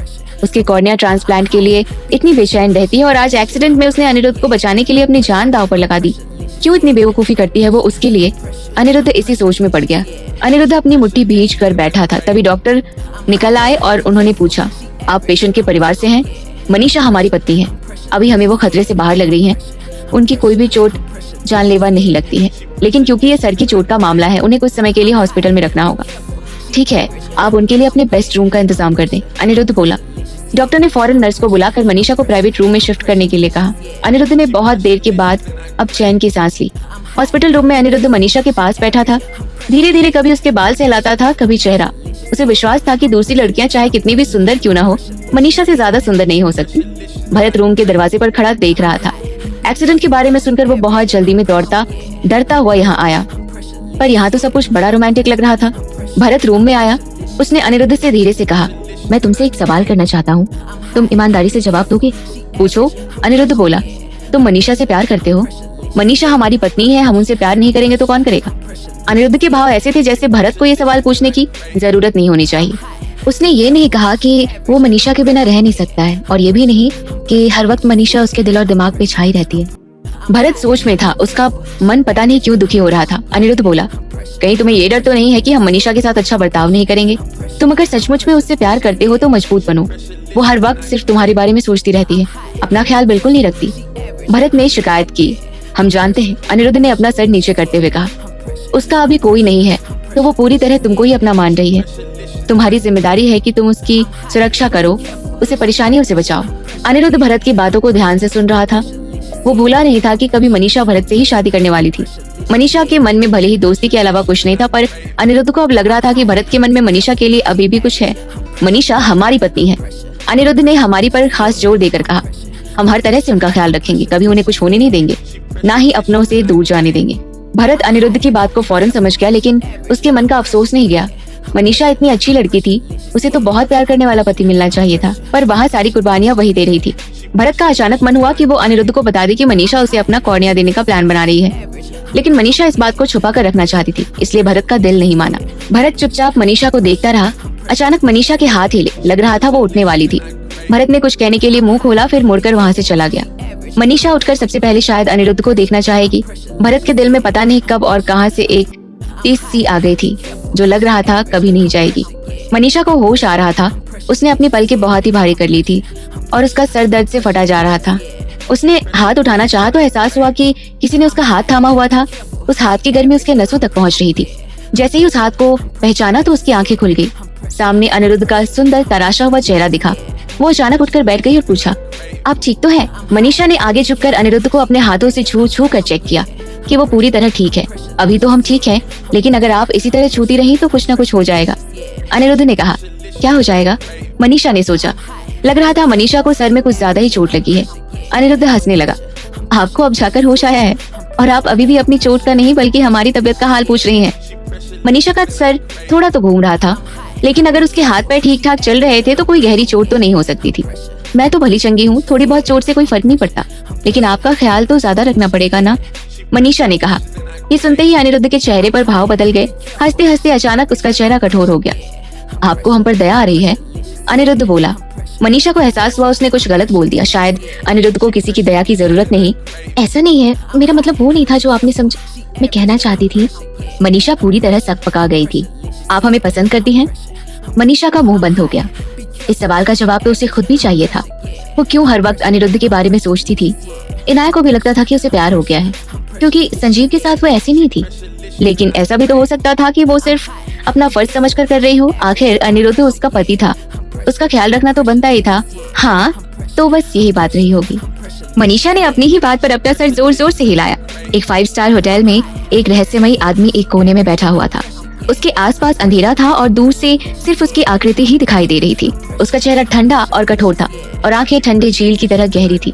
तभी काले कपड़ों में एक आदमी जल्दी जल्दी चलता हुआ उसकी तरफ आया और सर झुकाकर बोला, सर, आज का काम पूरा नहीं हो पाया। निकम्मे हो तुम लोग। कितनी मेहनत के बाद ये प्लान बना था, कितना समय लगा था इसको दुरुस्त करने में। आज के लोग किसी काम के नहीं थे, इससे अच्छा इनको काट कर कुत्तों को खिला दिया जाए। उस आदमी का गुस्सा देखकर काले कपड़े वाले ने कहा, मैं अनिरुद्ध को तो नहीं मार पाया, लेकिन कम से कम उसकी बीवी को अस्पताल पहुंचा दिया है। उसने सोचा था ये जानकर उस आदमी का गुस्सा कम होगा, लेकिन ऐसा नहीं हुआ। उस आदमी ने मुट्ठी भींचकर गुस्से पर काबू करके कहा, इस महीने के अंदर अंदर मुझे अनिरुद्ध की मौत चाहिए, नहीं हुआ तो मेरे पास शक्ल दिखाने मत आना। काले कपड़ों वाला आदमी जल्दी से वहाँ से निकल गया। अगर वो इस बार बिना काम पूरा किए आया तो उसका खुद का काम तमाम हो जाएगा। ये तो बड़ी जल्दी भागा। फिर वो कुटिलता से मुस्कुराया, अनिरुद्ध रघुवंशी, तुम अंधे और लंगड़े तो हो, लेकिन तुम्हारी जिंदगी इतनी लंबी होगी ये मैंने नहीं सोचा था। कुछ भी करूं तुम हमेशा बच जाते हो सकता है तुम्हें एक दिन स्वर्ग में जगह मिल जाए, लेकिन ये नर्क है और इस नर्क को तुम भोग करके ही जाओगे। कौन है ये आदमी? मनीषा के लिए हॉस्पिटल में खाना आया तो उसने देखा कि खाना अच्छा और टेस्टी लग रहा था।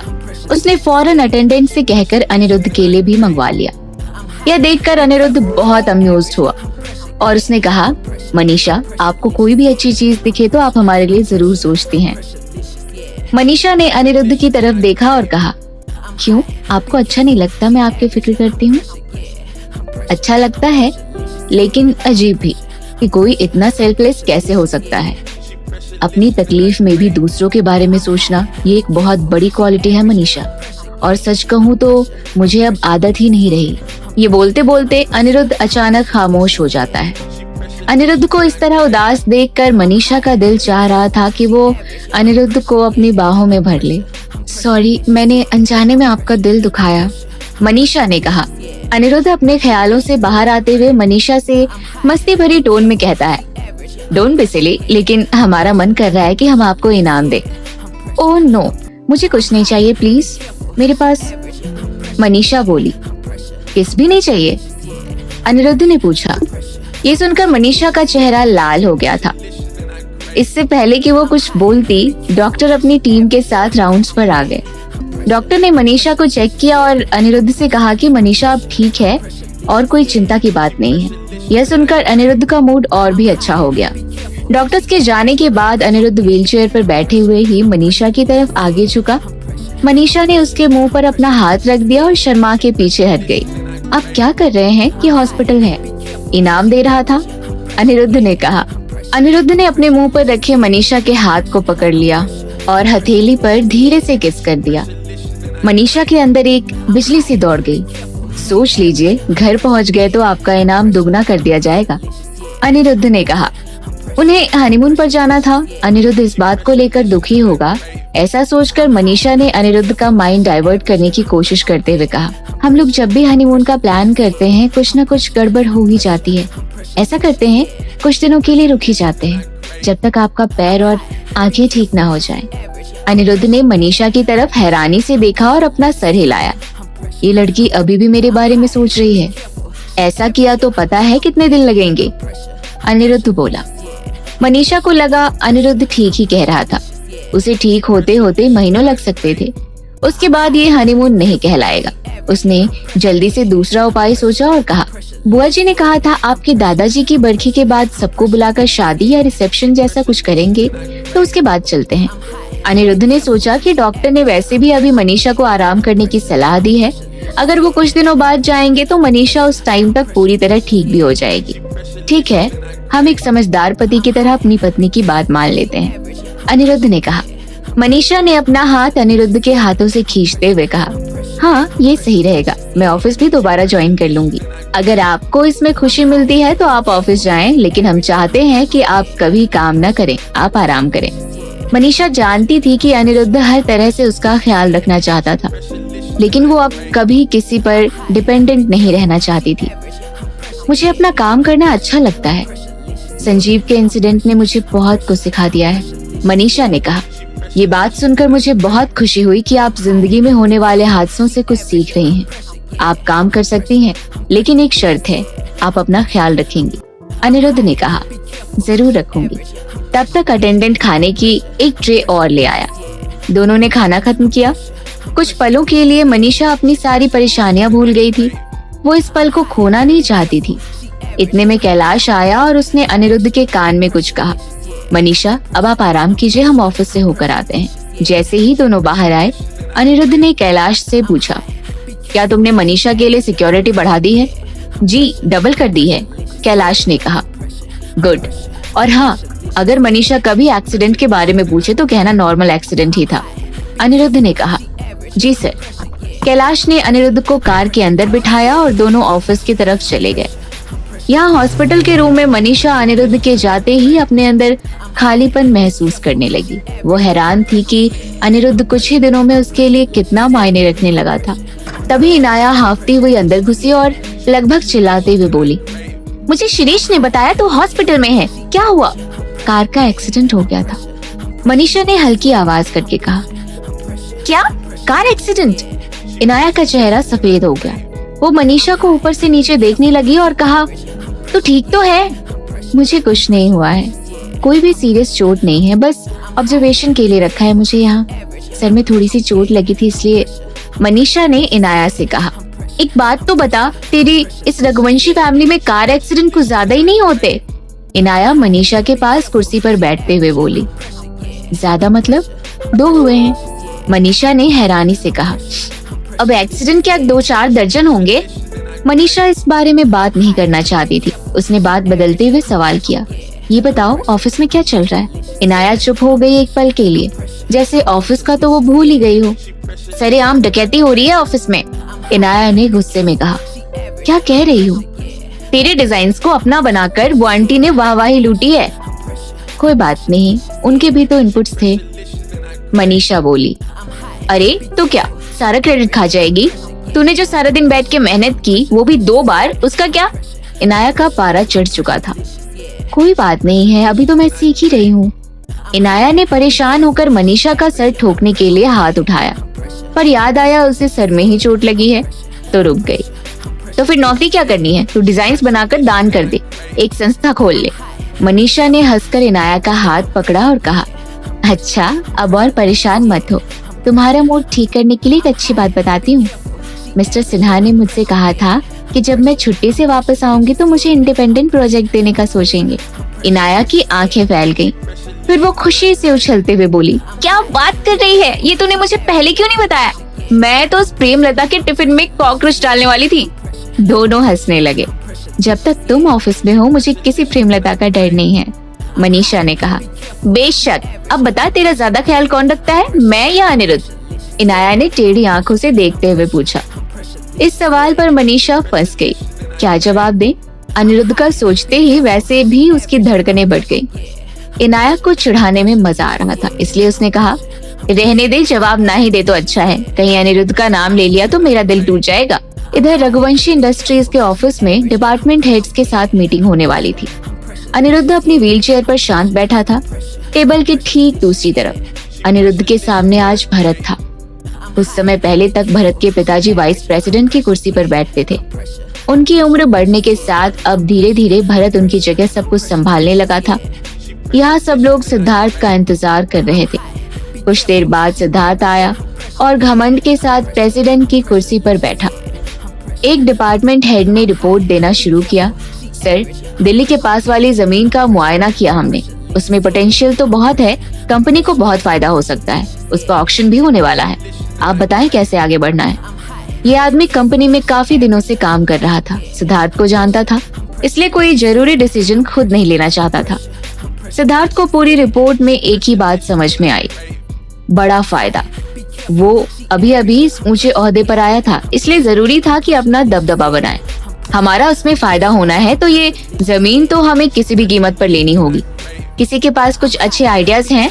सिद्धार्थ ने नजरें दौड़ाई, लेकिन कोई भी ये काम करने के लिए तैयार नहीं दिखा।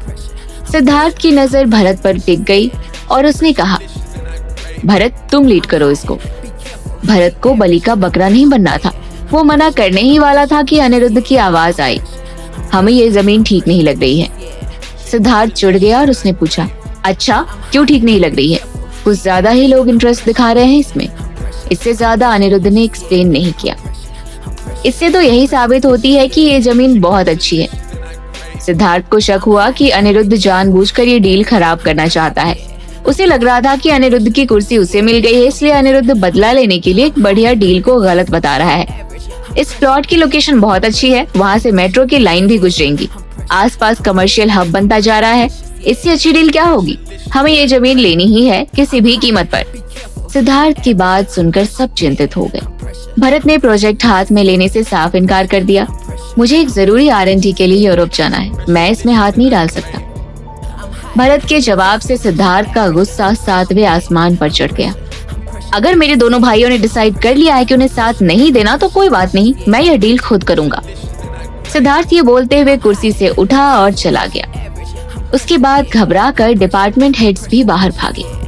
कैलाश अनिरुद्ध को लेकर उसके ऑफिस में घुसा ही था कि भरत वहां आया और पूछा, अनिरुद्ध, तुम्हें सच में लगता है कि ये जमीन ठीक नहीं?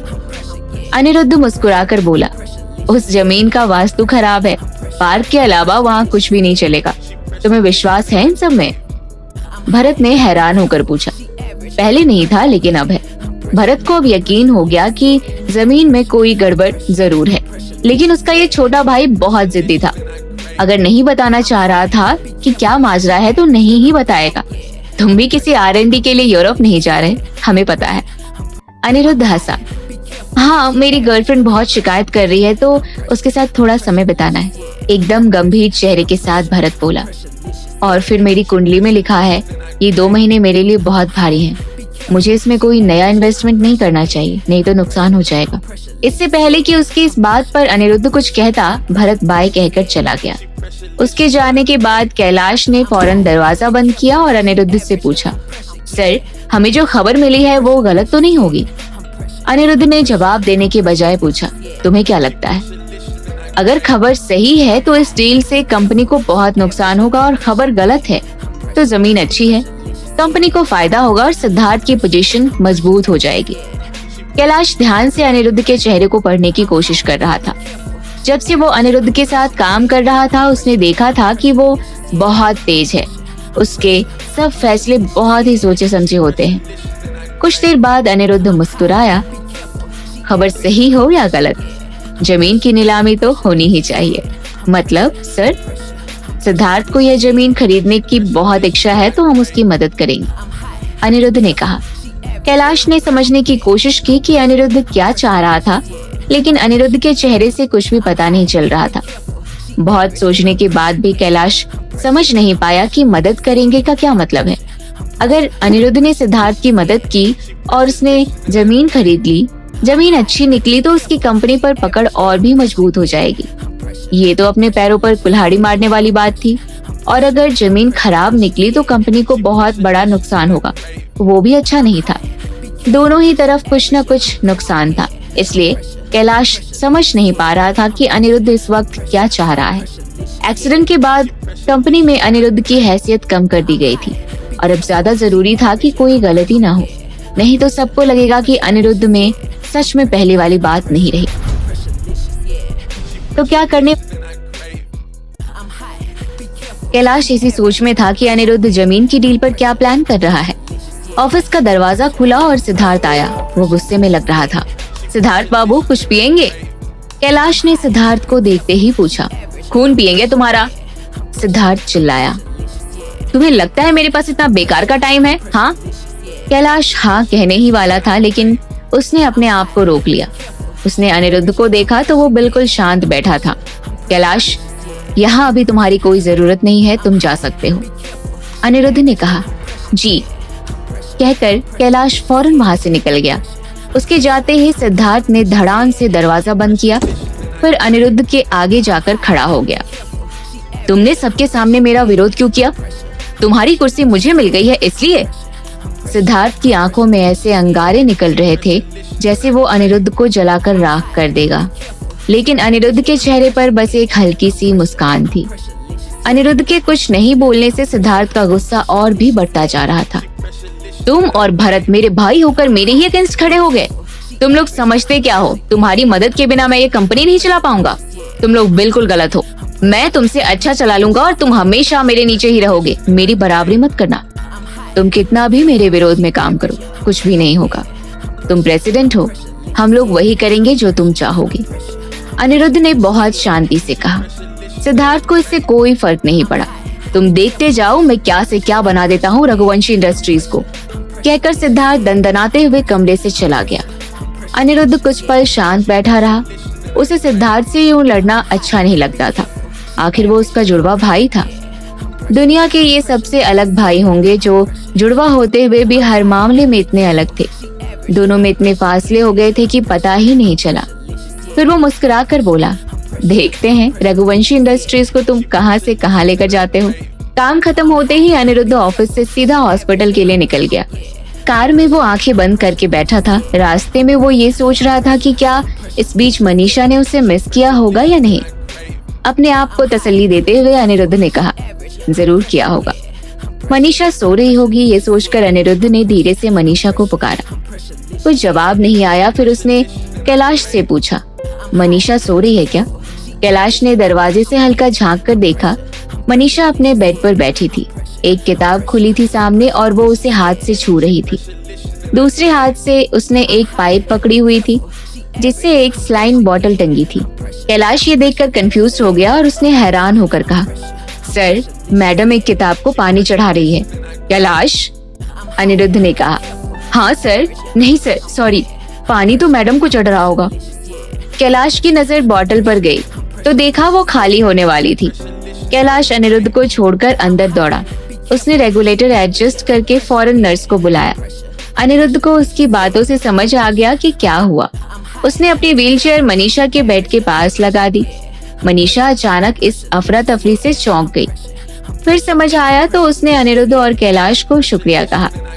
अनिरुद्ध टेंशन में आ गया था। आपका ध्यान कहाँ था? अपना ख्याल रखना आपके लिए बहुत जरूरी है क्योंकि आपको जल्दी ठीक होना है। सॉरी, मैं अपना ध्यान रखूंगी, मनीषा ने धीरे से कहा। अनिरुद्ध शांत हो गया। आप इतने इंग्रॉस्ड होकर क्या पढ़ रही थी? मनीषा मसाज की किताब पढ़ रही थी लेकिन वो अनिरुद्ध को बताना नहीं चाहती थी, तो उसने किताब अलग रखकर कहा, ऐसे ही एक नॉवेल पढ़ रही थी। कैलाश ने देख लिया कि किताब मसाज पर थी। उसे समझ नहीं आया कि मैडम ने बात क्यों छुपाई, लेकिन उसने मियाँ बीवी के बीच बोलना ठीक नहीं समझा और सोचा जरूरत पड़ने पर बाद में कभी बता देगा। दो नर्स आई और उन्होंने मनीषा का आईवी हटाया। उनके बार बार माफी मांगने पर मनीषा मुस्कुराई और कहा, कोई बात नहीं। पर अनिरुद्ध इतनी आसानी से मानने वाला नहीं था। उसने नर्स को ऐसी झाड़ लगाई कि वो अनिरुद्ध का गुस्सा देखकर घबरा गई और जी करती रही। उसके जाने के बाद मनीषा बोली, मैंने आपको कभी इतने गुस्से में नहीं देखा। अनिरुद्ध का चेहरा तुरंत शांत हो गया। सॉरी, हमने आपको डरा तो नहीं दिया? अनिरुद्ध के चेहरे को ऐसे पलों में बदलता देखकर मनीषा मुस्कुराई और कहा, मैं बिल्कुल ठीक हूँ। आप इतना गुस्सा मत किया करो, आपकी तबीयत खराब हो जाएगी। हमारी खराब हो जाए तो कोई बात नहीं, आपकी ठीक रहनी चाहिए। आपका सर अब कैसा है? अभी भी चक्कर आ रहे हैं? अनिरुद्ध ने पूछा। मैं एकदम ठीक हूँ, अब मेरा घर जाने का मन है। बिल्कुल नहीं, आप ऑब्जर्वेशन के 3 दिन पूरे करके ही जाएंगी और इस बात पर हम कोई बहस नहीं करेंगे, अनिरुद्ध ने कहा। मनीषा को मानना पड़ा। आधी रात को मनीषा सो रही थी। उसके ऊपर हल्की रोशनी पड़ रही थी। मनीषा एक लंबा सपना देख रही थी।